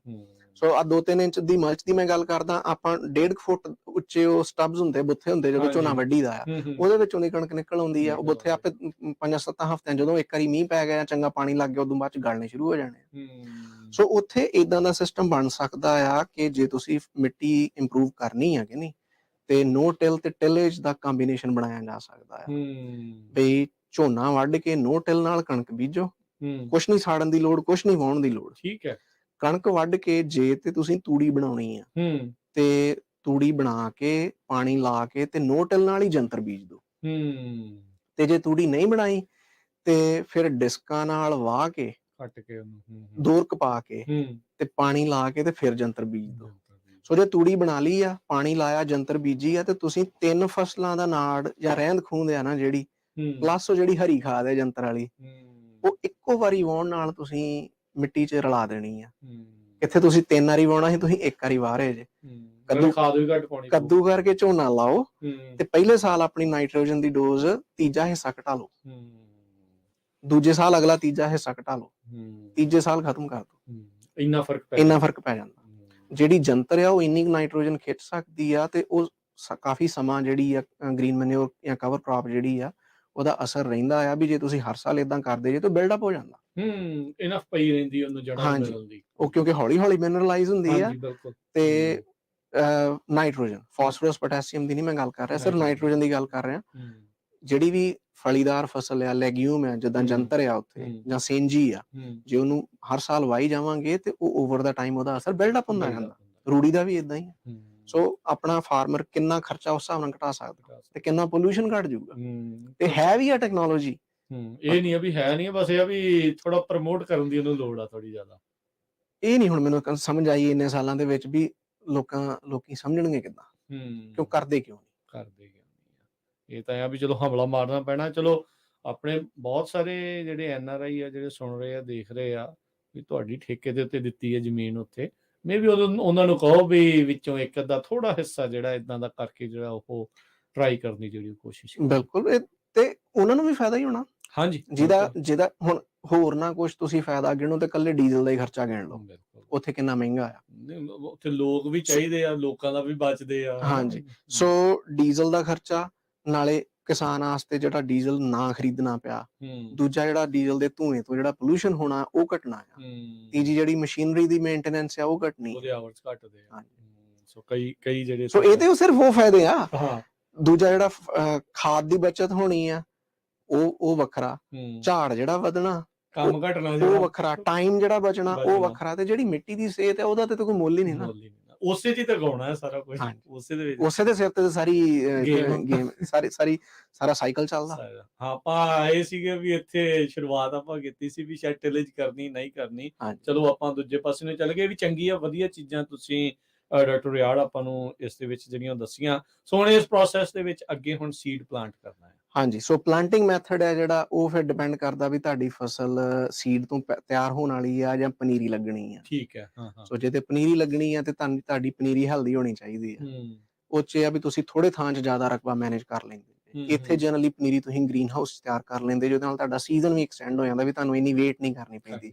ਵੀ ਜਦੋਂ ਬਾਹਰ ਠੰਡ ਆ ਉਦੋਂ ਤੁਸੀਂ ਗ੍ਰੀਨ ਹਾਊਸ 'ਚ ਪਨੀਰੀ ਤਿਆਰ ਕਰਕੇ, ਜਦੋਂ ਮਾੜੀ ਜਿਹੀ ਗਰਮੀ ਮੌਸਮ ਬਦਲਿਆ, ਬੂਟੇ ਦੇ ਹਿਸਾਬ ਨਾਲ ਉਹਦੇ ਜੋਗੀ ਗਰਮੀ ਹੋ ਗਈ, ਮਿੱਟੀ ਦਾ ਟੈਂਪਰੇਚਰ ਉਹਨਾਂ ਹੋ ਗਿਆ ਜਿੰਨਾ ਉਹਨੂੰ ਚਾਹੀਦਾ ਆ, ਤੇ ਤੁਸੀਂ ਉਸ ਤੋਂ ਬਾਅਦ 'ਚ ਉਹਨੂੰ ਟਰਾਂਸਪਲਾਂਟ ਕਰ ਸਕਦੇ। ਸੋ ਜਦੋਂ ਟਰਾਂਸਪਲਾਂਟ ਕਰਨੀ ਹੈ ਕੋਈ ਵੀ ਚੀਜ਼, ਤੇ ਇੱਥੇ ਤੇ ਬੜਾ ਵਧੀਆ ਸਿਸਟਮ ਹੈਗਾ ਆ ਪਲੱਗ ਟਰੇ ਵਾਲਾ, ਵੀ ਪੋਟਿੰਗ ਮਿਕਸ ਦੇ ਨਾਲ ਹੁੰਦਾ ਆ, ਪੀਟ ਬੇਸਡ ਮੀਡੀਆ, ਉਹ ਸਾਰੇ ਦਾ ਸਾਰਾ ਹੀ ਚੁੱਕ ਕੇ ਜੜ੍ਹਾਂ ਦੇ ਸਮੇਤ, ਬਿਨਾਂ ਜੜ੍ਹਾਂ ਨੂੰ ਡੈਮੇਜ ਕੀਤਿਆਂ ਤੁਸੀਂ ਉਹਨੂੰ ਲਾ ਦਿਓ, ਤੇ ਫਿਰ ਪਾਣੀ ਲਾ ਦਿਓ, ਤੇ ਫਿਰ ਉਹਨੂੰ ਜੜ੍ਹ ਵਾਲੇ ਪਾਸਿਓਂ ਟਰਾਂਸਪਲਾਂਟੇਸ਼ਨ ਸ਼ੌਕ ਨਹੀਂ ਲੱਗਦਾ, ਪਰ ਉਹਨੂੰ ਧੁੱਪ ਵਾਲੇ ਪਾਸਿਓਂ ਟਰਾਂਸਪਲਾਂਟੇਸ਼ਨ ਸ਼ੌਕ ਲੱਗ ਸਕਦਾ। ਸੋ ਉਸ ਬੂਟੇ ਨੂੰ ਜਾਂ ਟਰੇ ਆ ਜਿਹੜੀ ਪਨੀਰੀ ਦੀ, ਮਿੱਟੀ 'ਚ ਲਾਉਣ ਤੋਂ ਪਹਿਲਾਂ ਥੋੜਾ ਜਿਹਾ ਉਹਨੂੰ ਹਾਲੀ ਕਰ ਲਓ, ਉਹਨੂੰ ਆਦੀ ਕਰ ਲਓ, ਵੀ ਗ੍ਰੀਨ ਹਾਊਸ ਚੋਂ ਕੱਢ ਕੇ ਥੋੜੇ ਸਮੇਂ ਬਾਹਰ ਰੱਖ ਦਿਓ, ਜਿੱਥੇ ਸ਼ੇਡਡ ਧੁੱਪ ਪਵੇ, ਥੋੜੀ ਧੁੱਪ ਪਵੇ, ਜ਼ਿਆਦਾ ਨਹੀਂ, ਸਿੱਧੀ ਧੁੱਪ ਪਵੇ, ਤਿੱਖੀ ਧੁੱਪ ਨਾ ਪਵੇ। ਸੇਮ ਥਿੰਗ ਹੀ ਹੋ ਗਈ ਫਿਰ ਬਾਹਰ ਲਾਉਣ ਵਾਲੀ ਗੱਲ। ਹਾਂਜੀ, ਸੋ 2-3 ਦਿਨ ਉਹਨੂੰ ਬੂਟੇ ਨੂੰ ਆਦੀ ਕਰ ਲਓ, ਕਿਉਂਕਿ ਅੰਦਰਲੀ ਲਾਈਟ ਦਾ, ਜਿੱਦਾਂ ਇੱਥੇ ਲਾਈਟ ਲੱਗੀ ਆ, ਤੇ ਧੁੱਪ ਦੀ ਜਿਹੜੀ ਸਿੱਧੀ ਰੋਸ਼ਨੀ ਆ ਉਹਦੇ ਵਿੱਚ ਫਰਕ ਪੈਂਦਾ। ਬੂਟੇ ਦੇ ਸਾਰੇ ਜਿਹੜੇ ਪਿਗਮੈਂਟਸ ਆ ਕਿ ਨਹੀਂ, ਜਿਹੜਾ ਰੰਗ ਬਣਨਾ ਆ, ਉਹ ਧੁੱਪ ਨਾਲ ਜ਼ਿਆਦਾ ਵਧੀਆ ਬਣਦਾ ਆ। ਪਰ ਜਦੋਂ ਉਹਨੂੰ ਧੁੱਪ ਦਾ ਕਦੇ ਐਕਸਪੋਜ਼ਰ ਹੋਇਆ ਨਹੀਂ, ਤੇ ਉਹਦੇ ਵਿੱਚ ਉਹਨੂੰ ਧੁੱਪ ਤੋਂ ਪ੍ਰੋਟੈਕਟ ਕਰਨ ਵਾਸਤੇ ਕੋਈ ਪਿਗਮੈਂਟ ਨਹੀਂ ਹੁੰਦਾ। ਜਿੱਦਾਂ ਆਪਾਂ ਧੁੱਪੇ ਨਿਕਲਦੇ ਤੇ ਰੰਗ ਕਾਲਾ ਹੋ ਜਾਂਦਾ ਆ ਕਿ ਨਹੀਂ, ਉਹ ਕਨਸੈਪਟ ਆ ਇੱਥੇ। ਪਰ ਜੇ ਐਕਸਪੋਜ਼ਰ ਹੌਲੀ ਹੋਵੇ, ਸੋ ਉਹਨੂੰ ਹੌਲੀ ਐਕਸਪੋਜ਼ ਕਰਕੇ ਫਿਰ ਉਹਨੂੰ ਟਰਾਂਸਪਲਾਂਟ ਕਰੋ, ਤੇ ਸ਼ਾਮ ਨੂੰ ਕਰੋ। ਅੱਛਾ, ਸ਼ਾਮ ਨੂੰ ਕਰੋ, ਤਾਂ ਜੋ ਰਾਤ ਨੂੰ ਉਹਦੀਆਂ ਜੜ੍ਹਾਂ ਥੋੜ੍ਹੀਆਂ ਐਕਸਪੈਂਡ ਕਰ ਜਾਣ, ਤਾਂ ਕਿ ਅਗਲੇ ਦਿਨ ਜਦੋਂ ਧੁੱਪੇ ਉਹਨੂੰ ਪਾਣੀ ਦੀ ਲੋੜ ਪੈਣੀ ਹੈ ਤਾਂ ਧਿਆਇਆ ਨਾ ਮਰ ਜਾਵੇ। ਸੋ ਬਿਲਕੁਲ, ਸੋ ਸੋਇਲ ਦਾ, ਇਹਦਾ ਮਤਲਬ ਟੈਂਪਰੇਚਰ ਦਾ ਤੇ ਸਨਲਾਈਟ ਦਾ ਕਾਫੀ ਜਿਹੜਾ ਅਸਰ ਜਿਹੜਾ ਉਹ ਹੁੰਦਾ ਹੈ। ਜਿਹੜਾ ਸੀਡ ਵਾਸਤੇ ਉਹ ਤੇ ਫਿਰ ਸਿੱਧਾ ਹੀ ਹੈ ਨਾਲ। ਸੀਡ ਵਾਸਤੇ ਤੇ ਚਲੋ ਸਿੱਧਾ, ਵੀ ਤੁਸੀਂ ਜਿਹੜਾ ਵੀ ਫਸਲ ਦੀ ਰੋ ਟੂ ਰੋ ਤੇ ਪਲਾਂਟ ਟੂ ਪਲਾਂਟ ਸਪੇਸਿੰਗ ਆ, ਉਹਦੇ ਵਾਸਤੇ ਤੁਸੀਂ ਜੇ ਡਰਿਲ ਯੂਜ਼ ਕਰਨੀ ਆ, ਜਾਂ 에ਅਰ ਸੀਡਰ ਯੂਜ਼ ਕਰਨਾ ਆ, ਜਾਂ ਪਲਾਂਟਰ ਯੂਜ਼ ਕਰਨਾ ਆ, ਵੀ ਉਹਦੀ ਸੀਡ ਦੀ ਡੈਪਥ ਕਿੰਨੀ ਹੋਣੀ ਚਾਹੀਦੀ ਆ, ਰੋ ਟੂ ਰੋ ਸਪੇਸ ਕਿੰਨੀ ਹੋਣੀ ਚਾਹੀਦੀ ਆ, ਬੂਟੇ ਤੋਂ ਬੂਟੇ ਦਾ ਫਾਸਲਾ ਕਿੰਨਾ ਹੋਣਾ ਚਾਹੀਦਾ, ਇਹ ਸਾਰਾ ਇਨਫੋਰਮੇਸ਼ਨ ਤੁਹਾਨੂੰ ਐਕਸਟੈਂਸ਼ਨ ਆਰਟੀਕਲਸ ਚੋਂ, ਲਿਟਰੇਚਰ ਚੋਂ ਲੱਭ ਜਾਂਦੀ ਆ। ਉਹ ਹੁੰਦੀ ਇਸ ਕਰਕੇ ਆ ਵੀ ਬੂਟੇ ਦੇ ਸਾਈਜ਼ ਦੇ ਹਿਸਾਬ ਨਾਲ ਬੂਟਾ ਕਿੰਨੀ ਛੇਤੀ ਸਾਰੀ ਜ਼ਮੀਨ ਨੂੰ ਕਵਰ ਕਰ ਲੈਂਦਾ। ਕਿਉਂਕਿ ਜੇ ਬੂਟੇ ਦੀਆਂ 2 ਕਤਾਰਾਂ ਦੇ ਵਿੱਚ ਜਗ੍ਹਾ ਖਾਲੀ ਆ, ਉੱਥੇ ਜਿੰਨੀ ਧੁੱਪ ਪੈ ਰਹੀ ਉਹ ਕਿਸੇ ਕੰਮ ਨਹੀਂ ਆਉਣੀ। ਇਸ ਕਰਕੇ ਤੁਸੀਂ ਬੂਟੇ ਨੂੰ ਥੋੜਾ ਨੇੜੇ ਲਾਓ, ਤਾਂ ਕਿ ਉਹ ਛੇਤੀ ਇੱਕ ਦੂਜੇ ਨਾਲ ਓਵਰਲੈਪ ਕਰ ਜੇ, ਕੈਨੋਪੀ ਕਲੋਜ਼ ਹੋ ਜੇ, ਤਾਂ ਕਿ ਜਿੰਨੀ ਲਾਈਟ ਆ ਰਹੀ ਆ ਉਹ ਸਾਰੀ ਲਾਈਟ ਨੂੰ ਵਰਤ ਸਕੇ, ਕੈਪਚਰ ਹੋ ਜਾਵੇ। ਜਿੰਨੀ ਲਾਈਟ ਕੈਪਚਰ ਹੋਊਗੀ ਉਹਨਾਂ ਝਾੜ ਵੱਧ ਹੋਊਗਾ, ਨਾਲੇ ਥੱਲੇ ਜ਼ਮੀਨ ਢੱਕੀ ਰਹੂਗੀ, ਮੋਇਸਚਰ ਵੀ ਬਚਿਆ ਰਹੂਗਾ, ਤੇ ਵੀਡਸ ਵੀ ਨਹੀਂ ਉੱਗਣਗੇ। ਕਿਉਂਕਿ ਵੀਡ ਵੀ ਉਦੋਂ ਉੱਗਦੇ, ਉਹ ਵੀ ਬਹੁਤ ਸਿਆਣੇ ਆ, ਉਹ ਵੀ ਸੀਡਸ ਉਦੋਂ ਉੱਗਦੇ ਜਦੋਂ ਉਹਨਾਂ ਧੁੱਪ ਪੈਂਦੀ, ਵੀ ਪਤਾ ਵੀ ਇੱਥੇ ਧੁੱਪ ਹੈਗੀ, ਮੈਂ ਉੱਗਿਆ ਤੇ ਪਲ ਜਾਣਾ। ਜਿੱਦਾਂ ਤੁਸੀਂ ਕਿਹਾ ਵੀ ਸੀਡ ਨੇ ਜਾਣਾ ਸਨ ਵੱਲ ਨੂੰ ਹੀ ਜਾਣਾ ਹੈ, ਉਹਨੇ ਸਨ ਵੱਲ ਨੂੰ, ਉਹਨੇ ਧੁੱਪ ਵੱਲ ਨੂੰ ਹੀ ਜਾਣਾ, ਧੁੱਪ ਵੱਲ ਨੂੰ ਹੀ ਜਿਹੜਾ ਹੋ ਜਾਣਾ ਹੈ ਉਸ ਪਰ। ਬ੍ਰੇਕ ਤੋਂ ਬਾਅਦ ਇੱਕ ਵਾਰੀ ਫੇਰ ਸਵਾਗਤ ਹੈ, ਪ੍ਰੋਗਰਾਮ ਅਪਡੇਟ ਫਾਰਮਿੰਗ ਚੱਲ ਰਿਹਾ, ਆਪਣੇ ਨਾਲ ਡਾਕਟਰ ਰਣਜੀਤ ਰਿਆੜ ਇਸ ਟਾਈਮ ਜੁੜੇ ਹੋਏ ਆ। ਡਾਕਟਰ ਰਿਆੜ, ਸਵਾਗਤ ਹੈ ਇੱਕ ਵਾਰੀ ਫੇਰ। ਸਤਿ ਸ਼੍ਰੀ ਅਕਾਲ ਜੀ। ਗੱਲਬਾਤ ਆਪਾਂ ਬ੍ਰੇਕ ਤੋਂ ਪਹਿਲਾਂ ਕਰ ਰਹੇ ਸੀਗੇ ਜ਼ਮੀਨ ਨੂੰ ਤਿਆਰ ਕਰਨ ਤੋਂ ਲੈ ਕੇ, ਉਹਦੇ ਟੈਸਟ ਕਰਨ ਤੋਂ ਲੈ ਕੇ, ਸੀਡ ਦੀ ਜਿਹੜੀ ਪਲਾਂਟੇਸ਼ਨ ਨੂੰ ਲੈ ਕੇ, ਤੁਸੀਂ ਉਸ ਦੇ ਵਿੱਚ ਗੱਲ ਕੀਤੀ ਸੀ ਵੀ ਕੋਈ ਲਾਗੇ ਲੱਗਦਾ ਆ, ਕੋਈ ਦੂਰ ਲੱਗਦਾ ਆ।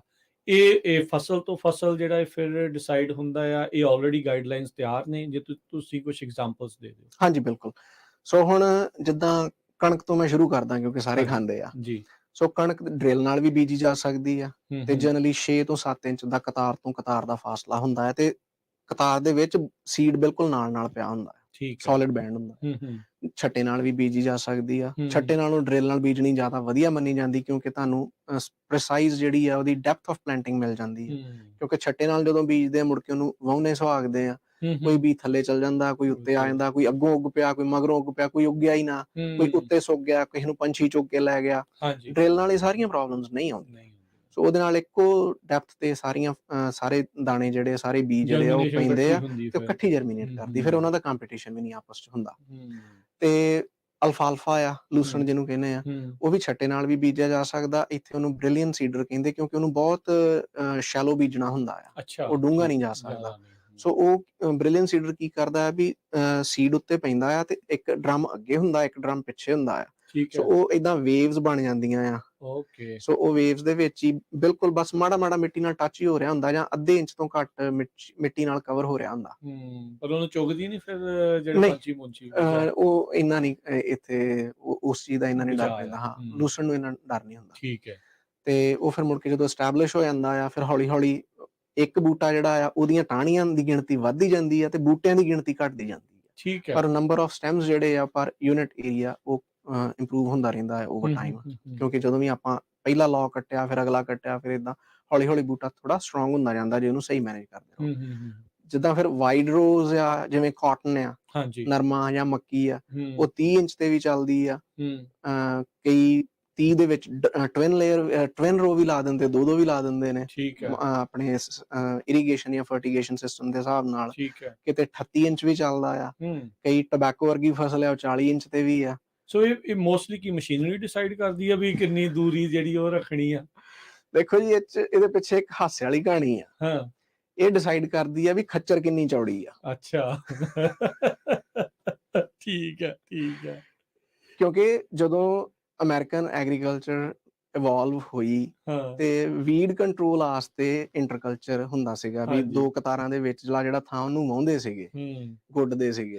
ਸੋ ਉਹ ਓਨੇ ਕੁ ਥਾਂ ਜਿੰਨੇ ਚੱਲਣ ਵਾਸਤੇ ਖੱਚਰ ਨੂੰ ਚਾਹੀਦਾ, ਜਾਂ ਜੇ ਦੋ ਵੀ ਆ ਤੇ ਇੱਕ ਵਿੱਚ ਰੋ ਦਾ ਗੈਪ ਛੱਡ ਕੇ ਜੋਗ ਜਿਹੜੀ ਆ ਕਿ ਨਹੀਂ ਜਾਂ ਸਿੰਗਲ ਆ ਉਹਦੇ ਮਗਰ ਹਲ ਪਾਇਆ ਆ। ਸੋ ਜਿੰਨਾ ਕੋ ਚੌੜਾ ਉਹਨੂੰ ਚਾਹੀਦਾ ਉਨੀ ਤੇ ਰੋਜ਼ ਰੱਖੀਆਂ।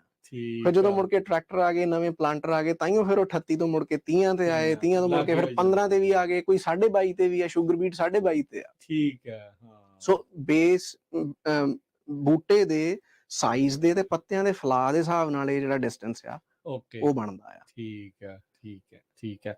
ਸੋ ਇਹ ਜਿਹੜੀ ਚੀਜ਼ ਜਿੱਦਾਂ ਹੁਣ ਤੁਸੀਂ ਦੱਸ ਰਹੇ ਆ, ਤੇ ਹੁਣ ਮਸ਼ੀਨਰੀ ਦੀ ਵੀ ਆਪਾਂ ਗੱਲ ਕਰਦੇ ਆ, ਤੇ ਕਮਰਸ਼ੀਅਲ ਫਾਰਮਿੰਗ ਦੇ ਵਿੱਚ ਮਸ਼ੀਨਰੀ ਤੋਂ ਬਗੈਰ ਕੁਛ ਨਹੀਂ। ਸੋ ਉਹਨੂੰ ਕੈਲੀਬ੍ਰੇਟ ਕਰਨਾ, ਉਹਨੂੰ ਕਿੱਦਾਂ ਰੱਖਣਾ, ਜੇ ਤੁਸੀਂ ਉਹਦੇ ਤੇ ਵੀ ਸੋ ਮੈਂ ਪਲਾਂਟਿੰਗ ਦੀ ਗੱਲ ਕਰ ਰਹੇ ਸੀਗੇ। ਸੋ ਕੋਈ ਵੀ ਜਿਹੜੀ ਫਸਲ ਤੁਸੀਂ ਜਦੋਂ ਬੀਜਣੀ ਆ ਨਾ, ਭਾਵੇਂ ਉਹ ਡਰਿਲ ਨਾਲ ਬੀਜਣੀ ਆ, ਭਾਵੇਂ ਉਹ ਪਲਾਂਟਰ ਨਾਲ ਬੀਜਣੀ ਆ। ਸੋ ਡਰਿਲ ਹੁੰਦੀ ਆ ਕਣਕ ਜਾਂ ਜੌਂ ਜਾਂ ਕੋਈ ਕਵਰ ਕ੍ਰੌਪ ਵਗੈਰਾ ਨੇੜੇ ਬੀਜਣ ਵਾਸਤੇ। ਪਲਾਂਟਰ ਹੁੰਦਾ ਜਿੱਥੇ ਤੁਸੀਂ ਦੂਰ ਰੋਜ਼ ਰੱਖਣੀਆਂ, ਜਿੱਦਾਂ ਮੱਕੀ ਹੋ ਗਈ, ਚਿੱਟੇ ਛੋਲੇ ਹੋ ਗਏ, ਜਾਂ ਕੋਈ ਵੀ ਡਰਾਈ ਬੀਨ ਹੋ ਗਿਆ, ਕਾਟਨ ਹੋ ਗਿਆ, ਸੋਇਆਬੀਨ ਹੋ ਗਈ, ਇਹੋ ਜਿਹੀਆਂ ਫਸਲਾਂ ਤੁਸੀਂ ਪਲਾਂਟਰ ਨਾਲ ਬੀਜਦੇ ਜੇ। ਠੀਕ ਹੈ। ਤੇ ਸਮਾਲ ਗ੍ਰੇਨਸ ਆ ਜਿਹੜੇ ਉਹ ਤੁਸੀਂ ਡਰਿਲ ਨਾਲ ਬੀਜਦੇ ਜੇ। ਈਵਨ ਚਰੀ ਆ ਜਿਹੜੀ ਉਹ ਵੀ ਤੁਸੀਂ ਪਲਾਂਟਰ ਨਾਲ ਬੀਜ ਸਕਦੇ ਜੇ, ਉਹਨੂੰ ਤੁਸੀਂ ਡਰਿਲ ਨਾਲ ਵੀ ਬੀਜ ਸਕਦੇ ਜੇ। ਸੋ ਕੋਈ ਸੀਡ ਦੇ ਸਾਈਜ਼ ਦਾ ਵੀ ਚੱਕਰ ਹੁੰਦਾ ਆ, ਕੋਈ ਰੋ ਟੂ ਰੋ ਸਪੇਸਿੰਗ ਕਰਕੇ ਇਹ ਤੁਸੀਂ ਡਿਸਾਈਡ ਕਰ ਸਕਦੇ ਜੇ ਵੀ ਕਿਹੜੀ ਫਸਲ ਕਿਹੜੇ ਇਕਵਿਪਮੈਂਟ ਨਾਲ ਬੀਜਣੀ ਆ। ਪਰ ਜਦੋਂ ਵੀ ਬੀਜਣੀ ਆ, ਉਦੋਂ ਉਹਨੂੰ ਬੀਜਣ ਤੋਂ ਪਹਿਲਾਂ ਹਰ ਵਾਰੀ ਕੈਲੀਬ੍ਰੇਟ ਕਰੋ। ਠੀਕ ਹੈ। ਕਿਉਂਕਿ ਕੈਲੀਬ੍ਰੇਸ਼ਨ ਤੋਂ ਬਿਨਾਂ ਤੁਸੀਂ ਡਿਸਾਈਡ ਨਹੀਂ ਕਰ ਸਕਦੇ ਵੀ ਜੇ 40 ਕਿਲੋ ਬੀ ਪਾਉਣਾ ਆ ਜਾਂ 40,000 ਸੀਡ ਪਾਉਣਾ ਆ ਮੱਕੀ ਦਾ, ਤੇ ਕੀ ਉਹ 40,000 ਪਾਊਗੀ, ਕੀ ਉਹ 30 ਤੇ ਆ ਜਾਊਗੀ ਜਾਂ 60 ਪਾ ਰਹੀ ਆ। ਕਈਆਂ ਫਸਲਾਂ ਦੇ ਵਿੱਚ ਸੀਡ ਇਟਸੈਲਫ ਇੱਕ ਬੜੀ ਤਗੜੀ ਕਾਸਟ ਹੈ, ਕਾਫੀ ਮਹਿੰਗਾ ਹੁੰਦਾ ਸੀਡ। ਸੋ ਜੇ ਤੁਹਾਨੂੰ 30,000 ਚਾਹੀਦਾ ਤੇ ਤੁਹਾਡੀ ਡਰਿਲ 60,000 ਪਾ ਰਹੀ ਆ, ਝਾੜ ਤੇ ਤੁਹਾਨੂੰ ਕੋਈ ਵੱਧ ਮਿਲਣਾ ਨਹੀਂ, ਪਰ ਤੁਹਾਡਾ ਖਰਚਾ ਪੈਂਦਾ ਹੀ ਡਬਲ ਹੋ ਗਿਆ। ਗਾਂ ਤੇ ਤੁਸੀਂ ਅਜੇ ਕੀ ਕਰਨਾ ਹੈ, ਇੱਕੋ ਗੱਲ ਨੇ ਤੁਹਾਡਾ ਉਹ ਡਬਲ ਕਰਤਾ। ਦੂਜੀ ਗੱਲ ਧਿਆਨ ਰੱਖਣ ਵਾਲੀ ਹੈ ਵੀ ਜੇ ਤੁਸੀਂ ਕੋਈ ਵੀ ਪਲਾਂਟਿੰਗ ਇਕਵਿਪਮੈਂਟ ਲੈਂਦੇ ਜੇ ਤੇ ਉਹਦੇ ਉੱਤੇ ਇੱਕ ਚਾਰਟ ਲੱਗਾ ਹੁੰਦਾ। ਠੀਕ ਹੈ। ਕੈਲੀਬ੍ਰੇਸ਼ਨ ਚਾਰਟ ਵੀ ਤੁਹਾਡੀ ਰੋ ਟੂ ਰੋ ਸਪੇਸਿੰਗ ਦੇ ਹਿਸਾਬ ਨਾਲ ਜਾਂ ਪਲਾਂਟ ਟੂ ਪਲਾਂਟ ਸਪੇਸਿੰਗ ਦੇ ਹਿਸਾਬ ਨਾਲ ਤੁਸੀਂ ਉਹਨੂੰ ਐਡਜਸਟ ਕਰਕੇ ਕਿਹੜੀ ਨੌਚ ਤੇ ਰੱਖਣਾ। ਉਹ ਜਿਹੜਾ ਚਾਰਟ ਆ ਉਹ ਕੰਪਿਊਟਰ ਜਨਰੇਟਡ ਆ, ਉਹ ਮਾਡਲ ਬੇਸਡ ਆ, ਉਹ ਵੈਲੀਡੇਟਡ ਨਹੀਂ ਆ। ਠੀਕ ਹੈ। ਸੋ ਤੁਸੀਂ ਉਹਨੂੰ ਹੀ ਮੰਨ ਕੇ ਨਹੀਂ ਚੱਲੀ ਜਾਣਾ ਵੀ ਮੈਂ ਤੇ ਇਦਾਂ ਕੀਤਾ ਤੇ ਠੀਕ ਸੀਗਾ, ਪਰ ਉਹ ਜ਼ਰੂਰੀ ਨਹੀਂਗਾ। ਉਹ ਤੁਹਾਡਾ ਸਟਾਰਟਿੰਗ ਪੁਆਇੰਟ ਆ, ਤੁਸੀਂ ਉਹਦੇ ਹਿਸਾਬ ਨਾਲ ਸਟਾਰਟਿੰਗ ਪੁਆਇੰਟ ਤੇ ਜਾਓ, ਫਿਰ ਉਹਨੂੰ ਵੈਲੀਡੇਟ ਕਰੋ। ਹਾਂਜੀ, ਵੀ ਡਰਿਲ ਦੀ ਚੌੜਾਈ ਜਾਂ ਪਲਾਂਟਰ ਦੀ ਚੌੜਾਈ ਦੇ ਹਿਸਾਬ ਨਾਲ ਤੁਸੀਂ ਵੇਖੋ ਵੀ ਕਿੰਨਾ ਏਰੀਆ ਆ, ਉਹਦੇ ਚੱਕਰ ਦੇ ਹਿਸਾਬ ਨਾਲ ਵੇਖੋ ਵੀ ਕਿੰਨਾ ਡਿਸਟੈਂਸ ਉਹ ਰਨ ਕਰੂਗੀ, ਉਹ ਏਰੀਆ ਕਿੰਨਾ ਬਣਦਾ ਆ, ਤੇ ਉਹਨੂੰ ਚੁੱਕ ਕੇ ਉਹਦੇ ਓਨੇ ਚੱਕਰ ਲਾ ਕੇ ਵੇਖੋ ਵੀ ਥੱਲਿਓਂ ਸੀਡ ਕਿੰਨਾ ਨਿਕਲ ਰਿਹਾ ਆ। ਤਾਂ ਪਤਾ ਲੱਗੂਗਾ ਵੀ ਫਿਰ ਕਨਫਰਮ ਹੋਊਗਾ ਵੀ ਇਹ ਵਾਕਿਆ ਹੀ ਵੀ ਜੇ ਮੈਂ 40 ਕਿਲੋ ਕਿੱਲੇ ਦਾ ਸੀਡ ਪਾਉਣਾ ਆ ਤੇ ਕੁਛ ਮਰਲਿਆਂ ਦੇ ਹਿਸਾਬ ਨਾਲ ਜਿੰਨੇ ਗ੍ਰਾਮ ਪੈ ਰਿਹਾ, ਕੀ ਉਹ ਐਕਸਟ੍ਰੈਪੋਲੇਟ ਹੋ ਕੇ 40 ਕਿਲੋ ਬਣਦਾ। ਜਾਂ ਜੇ ਰੋ ਟੂ ਰੋ ਕਰ ਰਿਹਾ ਪਲਾਂਟਰ ਆ ਜਿੱਦਾਂ, ਤੇ ਉਹਨੂੰ ਘੁਮਾ ਕੇ ਵੇਖੋ, ਪਲਾਂਟਰ ਜਨ ਜ਼ਿਆਦਾ ਪ੍ਰੀਸਾਈਜ਼ ਹੁੰਦੇ ਆ, ਪਰ ਫਿਰ ਵੀ ਉਹਦੀ ਡਰਿਲ ਦੇ ਨਾਲੋਂ, ਪਰ ਉਹਦੀ ਵੀ ਵੈਲੀਡੇਸ਼ਨ ਜ਼ਰੂਰੀ ਹੈ। ਸੋਚ ਤੁਸੀਂ ਕੁਛ ਫੁੱਟ ਚਲਾ ਕੇ ਵੀ ਦੇਖ ਸਕਦੇ ਜੇ। ਉਹਦੀ ਪਿੱਛੋਂ ਜਿਹੜੀ ਰੋ ਕਵਰ ਹੁੰਦਾ ਆ, ਪ੍ਰੈਸ ਵੀਲਸ ਹੁੰਦੇ, ਉਹਨੂੰ ਚੁੱਕ ਲਓ ਤਾਂ ਕਿ ਉਹਦੇ ਉੱਤੇ ਮਿੱਟੀ ਨਾ ਪਵੇ, ਜਾਂ ਜੇ ਮਿੱਟੀ ਪੈ ਵੀ ਗਈ ਆ ਤੇ ਸਟੇਕ ਨਾਲ ਜਾਂ ਕਿਸੇ ਵੀ ਲੱਕੜ ਦੀ ਚੀਜ਼ ਨਾਲ ਪੁੱਟ ਕੇ ਦੇਖੋ ਵੀ ਸੀਡ ਦੀ ਡੈਪਥ ਕਿੰਨੀ ਆ ਤੇ ਸੀਡ ਟੂ ਸੀਡ ਡਿਸਟੈਂਸ ਕਿੰਨਾ ਆ। ਇੱਕ ਚ ਦੋ ਤਾਂ ਨਹੀਂ ਜਾਈ ਜਾਂਦੇ ਜਾਂ ਹਾਂਜੀ ਜਿੱਦਾਂ ਵੀ ਵੀ ਜੇ ਉਹਦੇ 2-2 ਵਿੱਚ ਇੰਚ ਤੇ ਜਾਣਾ ਚਾਹੀਦਾ ਤੇ 1.5 ਇੰਚ ਤੇ ਜਾ ਰਿਹਾ ਤਾਂ ਵੀ ਜ਼ਿਆਦਾ ਗਲਤ, ਲੱਗ ਤਾਂ ਵੀ ਜ਼ਿਆਦਾ ਆ। ਜੇ 2 ਤੇ ਜਾਣਾ ਚਾਹੀਦਾ 3 ਤੇ ਆ ਰਿਹਾ ਤੇ ਵਿਰਲੀ ਆ। ਸੋ ਇਹਦੀ ਵੈਲੀਡੇਸ਼ਨ ਜ਼ਰੂਰੀ ਆ, ਡੈਪਥ ਦੀ ਵੀ ਤੇ ਸੀਡ ਟੂ ਸੀਡ ਡਿਸਟੈਂਸ ਦੀ ਵੀ। ਉਹ ਇੱਕ ਵਾਰੀ ਫਿਰ ਜਦੋਂ ਤੁਸੀਂ ਕਰ ਲਈ ਫਿਰ ਤੁਸੀਂ ਸੁਰਖਰੂ ਜੇ। ਹਾਂਜੀ ਫਿਰ ਪਤਾ ਆ। ਫਿਰ ਬਸ ਇਹ ਆ ਵੀ ਕੋਈ ਪੋਰ ਜਿਹੜੀ ਆ ਉਹ ਬਲੌਕ ਨਾ ਹੋਈ ਹੋਵੇ ਨੇ ਤੇ ਲੰਬੇ ਦਾ ਲੰਬਾ ਗੈਪ ਰਹਿ ਜਾਊਗਾ ਬਿਜਾਈ ਦੇ ਟਾਈਮ। ਸੋ ਇਹੋ ਜਿਹੀਆਂ ਚੀਜ਼ਾਂ ਜਿਹੜੀਆਂ ਕਿ ਨਹੀਂ ਇਹ ਧਿਆਨ ਰੱਖਣ ਵਾਲੀਆਂ ਹੁੰਦੀਆਂ ਆ ਬਿਜਾਈ ਦੇ ਟਾਈਮ ਤੇ। ਫਿਰ ਜੇ ਕੋਈ ਫਰਟੀਲਾਈਜ਼ਰ ਆ, ਕਈ ਫਰਟੀਲਾਈਜ਼ਰ ਇਦਾਂ ਦੇ ਆ ਜਿਹੜੇ ਸਿਰਫ ਬਿਜਾਈ ਦੇ ਟਾਈਮ ਤੇ ਜਾਂ ਪਹਿਲਾਂ ਹੀ ਪਾਉਣੇ ਚਾਹੀਦੇ ਆ, ਕਿਉਂਕਿ ਉਹਨਾਂ ਨੂੰ ਮਿਨਰਲਾਈਜ਼ ਹੋ ਕੇ ਤੇ ਰਿਲੀਜ਼ ਹੋਣ ਨੂੰ ਟਾਈਮ ਲੱਗ ਜਾਂਦਾ। ਕਈ ਫਰਟੀਲਾਈਜ਼ਰ ਜਿੱਦਾਂ ਨਾਈਟ੍ਰੋਜਨ ਆ ਉਹਦੀ ਉਨੀ ਲੋੜ ਨਹੀਂ ਹੁੰਦੀ, ਸੋ ਬਹੁਤ ਥੋੜਾ ਪਾਈਦਾ।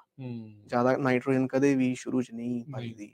ਜਿਹੜੀਆਂ ਜਿੱਦਾਂ ਆਪਾਂ ਅਕਸਰ ਕਹਿੰਦੇ ਨੇ ਵੀ ਬਹੁਤ ਗਰਮ ਹੁੰਦੀ ਆ, ਅਕਸਰ ਇਹ ਗੱਲ ਕਹਿ ਦਿੱਤੀ ਜਾਂਦੀ ਆ ਵੀ ਜ਼ਿਆਦਾ ਰੂੜੀ ਪਾਈ ਜਾਂ ਜ਼ਿਆਦਾ ਕੁਝ ਵੀ ਪਾਇਆ ਖਰਾਬ ਵੀ ਕਰ ਜਾਂਦੀ। ਹਾਂਜੀ, ਉਹ ਜੇ ਜ਼ਿਆਦਾ ਹੌਟ ਜਿੱਦਾਂ ਹੋ ਜਾਂਦਾ, ਗਰਮ ਇਨ ਦਾ ਸੈਂਸ ਵੀ ਫਰਟੀਲਾਈਜ਼ਰ ਆ ਉਹ 'ਚ ਸਾਲਟ ਸ਼ੌਕ ਲੱਗ ਜਾਂਦਾ ਆ ਜਦੋਂ ਫਰਟੀਲਾਈਜ਼ਰ ਤੇ ਸੀਡ ਲੱਗ ਗਏ, ਕਿਉਂਕਿ ਦੋਨਾਂ ਨੇ ਪਾਣੀ ਲੈਣਾ। ਫਰਟੀਲਾਈਜ਼ਰ ਦੀ ਸ਼ਕਤੀ ਜ਼ਿਆਦਾ ਪਾਣੀ ਖਿੱਚਣ ਦੀ, ਉਹਨੇ ਸਾਰਾ ਪਾਣੀ ਆਪਣੇ ਵੱਲ ਖਿੱਚ ਲੈਣਾ, ਬੂਟੇ ਕੋਲ ਪਾਣੀ ਨਹੀਂ ਜਾਣਾ। ਤੇ ਜੇ ਬੂਟਾ ਤੇ ਫਰਟੀਲਾਈਜ਼ਰ ਸੋਲੂਸ਼ਨ ਲਾਗੇ ਆ ਤੇ ਸਾਰਾ ਸਾਲਟ ਕੰਸਨਟ੍ਰੇਟਡ ਸੋਲੂਸ਼ਨ ਜਿਹੜਾ ਆ ਉਹ ਸੀਡ ਦੇ ਨਾਲ ਲੱਗ ਕੇ ਸੀਡ ਨੇ ਡੈਮੇਜ ਹੋ ਜਾਣਾ, ਫਿਰ ਫਸਲ ਉੱਗੂਗੀ ਨਹੀਂ। ਸੋ ਇਸ ਕਰਕੇ ਫਰਟੀਲਾਈਜ਼ਰ ਵੀ ਪਾਉਣ ਦਾ ਨਾਲ ਇੱਕ ਸਹੀ ਤਰੀਕਾ ਆ ਤੇ ਉਹਨੂੰ ਫੋਲੋ ਕਰਨਾ ਚਾਹੀਦਾ। ਨਹੀਂ ਬਿਲਕੁਲ। ਸੋ ਇਹ ਸਾਰੀਆਂ ਚੀਜ਼ਾਂ ਜਿਹੜੀਆਂ ਆਪਾਂ ਐਗ ਪ੍ਰੋਡਕਸ਼ਨ ਦੇ ਤਹਿਤ ਤੇ ਗੱਲਬਾਤ ਕਰ ਰਹੇ ਹਾਂ ਡਾਕਟਰ ਰਿਆੜ ਹੋਣਾ ਦੇ ਨਾਲ। ਤੇ ਅੱਜ ਦਾ ਸਮਾਂ ਤਾਂ ਜਿਹੜਾ ਸਮਾਪਤ ਹੋ ਗਿਆ, ਪਰ ਇਸ ਨੂੰ ਕੰਟੀਨਿਊ ਕਰਾਂਗੇ ਕਿਉਂਕਿ ਅਜੇ ਆਪਾਂ ਸੀਡ ਲਾਇਆ ਹੀ ਆ।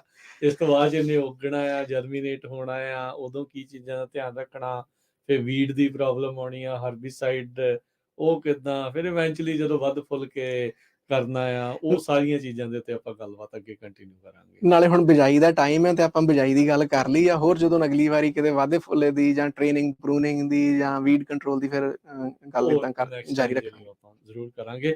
ਸੋ ਉਦਾਂ ਚਲੋ ਸਮੇਂ ਦੀ ਗੱਲ ਕਰਦੇ ਜਾਈਏ, ਇਸ ਵਾਰ ਮੀਂਹਾਂ ਨੇ ਕਾਫੀ ਕੰਮ ਡਿਲੇ ਕਰ ਦਿੱਤਾ, ਲੋਕਾਂ ਦੇ ਬੈਕਯਾਰਡ ਗਾਰਡਨ ਤੇ ਵੀ ਅਸਰ ਜਿਹੜਾ ਉਹ ਪਿਆ ਹੋਊਗਾ।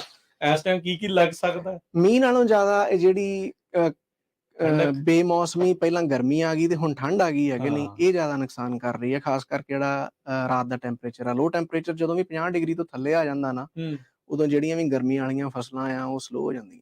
ਠੀਕ ਆ। ਉਹਨਾਂ ਦੀ ਜਰਮੀਨੇਸ਼ਨ ਵੀ ਸਲੋ ਹੋ ਜਾਂਦੀ ਹੈ, ਉਹਨਾਂ ਦਾ ਵਾਧਾ ਵੀ ਘਟ ਜਾਂਦਾ ਹੈ। ਠੀਕ ਹੈ, ਪਰ ਦਿਨੇ ਜਦੋਂ ਫਿਰ ਗਰਮੀ ਪੈਂਦੀ ਉਦੋਂ ਫਿਰ ਉਹ ਥੋੜਾ ਤੁਰਦੀਆਂ ਆ। ਹੁਣ ਜਿੱਦਾਂ ਤੁਸੀਂ ਜਦੋਂ ਮੌਸਮ ਦਾ ਦੱਸ ਰਹੇ ਆ ਵੀ ਚਲੋ ਟੈਂਪਰੇਚਰ ਦਾ ਉੱਤੇ ਥੱਲੇ ਆ, ਹੁਣ ਗਰਮੀ ਆਉਂਦੀ ਬੰਦਾ ਦੇਖਦਾ ਯਾਰ ਮੈਂ ਪਾਣੀ ਹੁਣ ਜ਼ਿਆਦਾ ਲਾਵਾਂ, ਕੀ ਐਕਚੁਅਲ 'ਚ ਜ਼ਿਆਦਾ ਲਾਉਣ ਦੀ ਇਸ ਟਾਈਮ ਲੋੜ ਆ ਜਾਂ ਅਜੇ ਨਹੀਂ? ਅਜੇ ਨਹੀਂ, ਕਿਉਂਕਿ ਗਰਮੀ ਭਾਵੇਂ ਆ ਗਈ ਹੈ ਪਰ ਬੂਟੇ ਦਾ ਸਾਈਜ਼ ਵੀ ਵੇਖਣਾ ਜ਼ਰੂਰੀ ਆ। ਜੇ ਬੂਟਾ ਆਪ ਅਜੇ ਇਟਸੈਲਫ ਛੋਟਾ ਆ ਤੇ ਉਹਨੂੰ ਜ਼ਿਆਦਾ ਪਾਣੀ ਦੀ ਲੋੜ ਹੈ ਨਹੀਂ। ਕਾਊਂਟਰ ਇੰਟਿਊਟਿਵ ਹੀ ਲੱਗਦਾ ਬੰਦੇ ਨੂੰ, ਹੁੰਦਾ ਵੀ ਆਪਾਂ ਪਾਣੀ ਜ਼ਿਆਦਾ ਪਾਈਏ ਜ਼ਿਆਦਾ ਪਾਈਏ। ਹਾਂਜੀ, ਮਤਲਬ ਪਾਣੀ ਸਾਂਭ ਕੇ ਤੇ ਹਿਸਾਬ ਦਾ ਹੀ ਪਾਓ। ਕਿਉਂਕਿ ਮੋਇਸਚਰ ਅਜੇ ਹੋਣਾ ਆ ਜ਼ਮੀਨ ਦੇ ਵਿੱਚ। ਹਾਂਜੀ, ਨਾਲੇ ਉਹਨਾਂ ਦੀਆਂ ਜੜ੍ਹਾਂ ਵੀ ਕਈ ਵਾਰੀ ਜਿੱਦਾਂ ਡੂੰਘੀਆਂ ਜਾਣ ਡੀਆਂ ਹੁੰਦੀਆਂ, ਜਦੋਂ ਆਪਾਂ ਜ਼ਿਆਦਾ ਪਾਣੀ ਪਾ ਦਿੰਦੇ ਹਾਂ ਡੂੰਘੀਆਂ ਜਾਂਦੀਆਂ ਨਹੀਂ, ਉੱਤੇ ਰਹਿ। ਚਲੋ ਠੀਕ ਹੈ ਜੀ। ਸੋ ਧਿਆਨ ਦਿਓ ਜੀ ਸਾਰੇ ਜਾਣੇ, ਤੇ ਬਾਕੀ ਕੋਈ ਨਹੀਂ, ਲਾਓ ਤੁਸੀਂ ਬਿਜਾਈ ਕਰੋ ਆਪੋ ਆਪਣੀ, ਤੇ ਚਾਹੇ ਤੁਹਾਡੇ ਆਪਣੇ ਗਾਰਡਨ ਆ ਤੇ ਬਾਕੀ ਜਿਹੜੀ ਕਮਰਸ਼ੀਅਲ ਵਾਲੇ ਆ ਉਹ ਕਰ ਰਹੇ ਆ, ਤੇ ਇਹਨਾਂ ਚੀਜ਼ਾਂ ਦਾ ਜਿਹੜਾ ਉਹ ਤੁਸੀਂ ਜ਼ਰੂਰ ਧਿਆਨ ਰੱਖੋ। ਇਹ ਜਿਹੜੀਆਂ ਦੱਸੀਆਂ ਡਾਕਟਰ ਰਿਆੜ ਨੇ ਗੱਲਾਂ, ਤੁਸੀਂ ਆਪਣੇ ਬੈਕਯਾਰਡ ਗਾਰਡਨ ਦੇ ਵਿੱਚ ਵੀ ਇਹਨਾਂ ਨੂੰ ਇਸਤੇਮਾਲ ਕਰੋ। ਇਹ ਜਿਹੜੇ ਟਿਪਸ ਨੇ ਇਹਨਾਂ ਦਾ ਤੁਹਾਨੂੰ ਫਾਇਦਾ ਹੀ ਹੋਣਾ, ਇਹਦਾ ਵਿੱਚ ਨੁਕਸਾਨ ਕੋਈ ਨਹੀਂ ਆ। ਤੇ ਬੈਕਯਾਰਡ ਗਾਰਡਨ ਦੇ ਵਿੱਚ ਵੀ ਨੋ ਟਿਲ ਅਪਣਾਉਣੀ ਚਾਹੀਦੀ, ਕੀਤੀ ਜਾ ਸਕਦੀ ਹੈ। ਠੀਕ ਹੈ, ਬਿਲਕੁਲ। ਤੇ ਇਹ ਪਰ ਕ੍ਰੌਪ ਟੂ ਕ੍ਰੌਪ ਉਹੀ ਆ ਵੀ ਕੀ ਲਾਉਣਾ ਹੈ, ਕਿੱਦਾਂ, ਕਿਹੜੀਆਂ ਚੀਜ਼ਾਂ ਕਿਹਦੇ ਨਾਲ ਆ। ਹਾਂਜੀ, ਇਹ ਚਲੋ ਆਪਾਂ ਆਉਣ ਵਾਲੇ ਸਮੇਂ 'ਚ ਕਰਾਂਗੇ ਗੱਲਬਾਤ। ਬਹੁਤ ਮਿਹਰਬਾਨੀ ਡਾਕਟਰ ਰਿਆੜ। ਸਾਰਿਆਂ ਨੂੰ ਸਤਿ ਸ਼੍ਰੀ ਅਕਾਲ। ਸਤਿ ਸ਼੍ਰੀ ਅਕਾਲ। ਇਹ ਸਨ doctor Riar, California State University Fresno State ਤੋਂ। ਇਹਨਾਂ ਨੇ ਆਪਣੇ ਨਾਲ ਅੱਜ ਜੇ ਇਹ ਖਾਸ ਐਗ ਪ੍ਰੋਡਕਸ਼ਨ ਨੂੰ ਲੈ ਕੇ ਗੱਲਬਾਤ ਕੀਤੀ, ਬੇਸਿਕਸ ਸ਼ੇਅਰ ਕੀਤੇ। ਆਪਾਂ ਪੰਜਾਬ ਵੀ ਜਾ ਪਹੁੰਚੇ, ਜਿੱਥੇ ਝੋਨੇ ਤੇ ਕਣਕ ਦੇ ਵਿੱਚ ਕਿੱਦਾਂ ਨਾੜਾਂ ਨੂੰ ਸਾੜਨ ਤੋਂ ਬਗੈਰ ਹੋਰ ਕਿਹੜੀਆਂ ਚੀਜ਼ਾਂ ਦਾ ਜਿਹੜਾ ਧਿਆਨ ਰੱਖਿਆ ਜਾ ਸਕਦਾ। ਇਹ ਸਾਰੀਆਂ ਗੱਲਾਂ ਡਾਕਟਰ ਰਿਆੜ ਨੇ ਆਪਣੇ ਨਾਲ ਸ਼ੇਅਰ ਕੀਤੀਆਂ।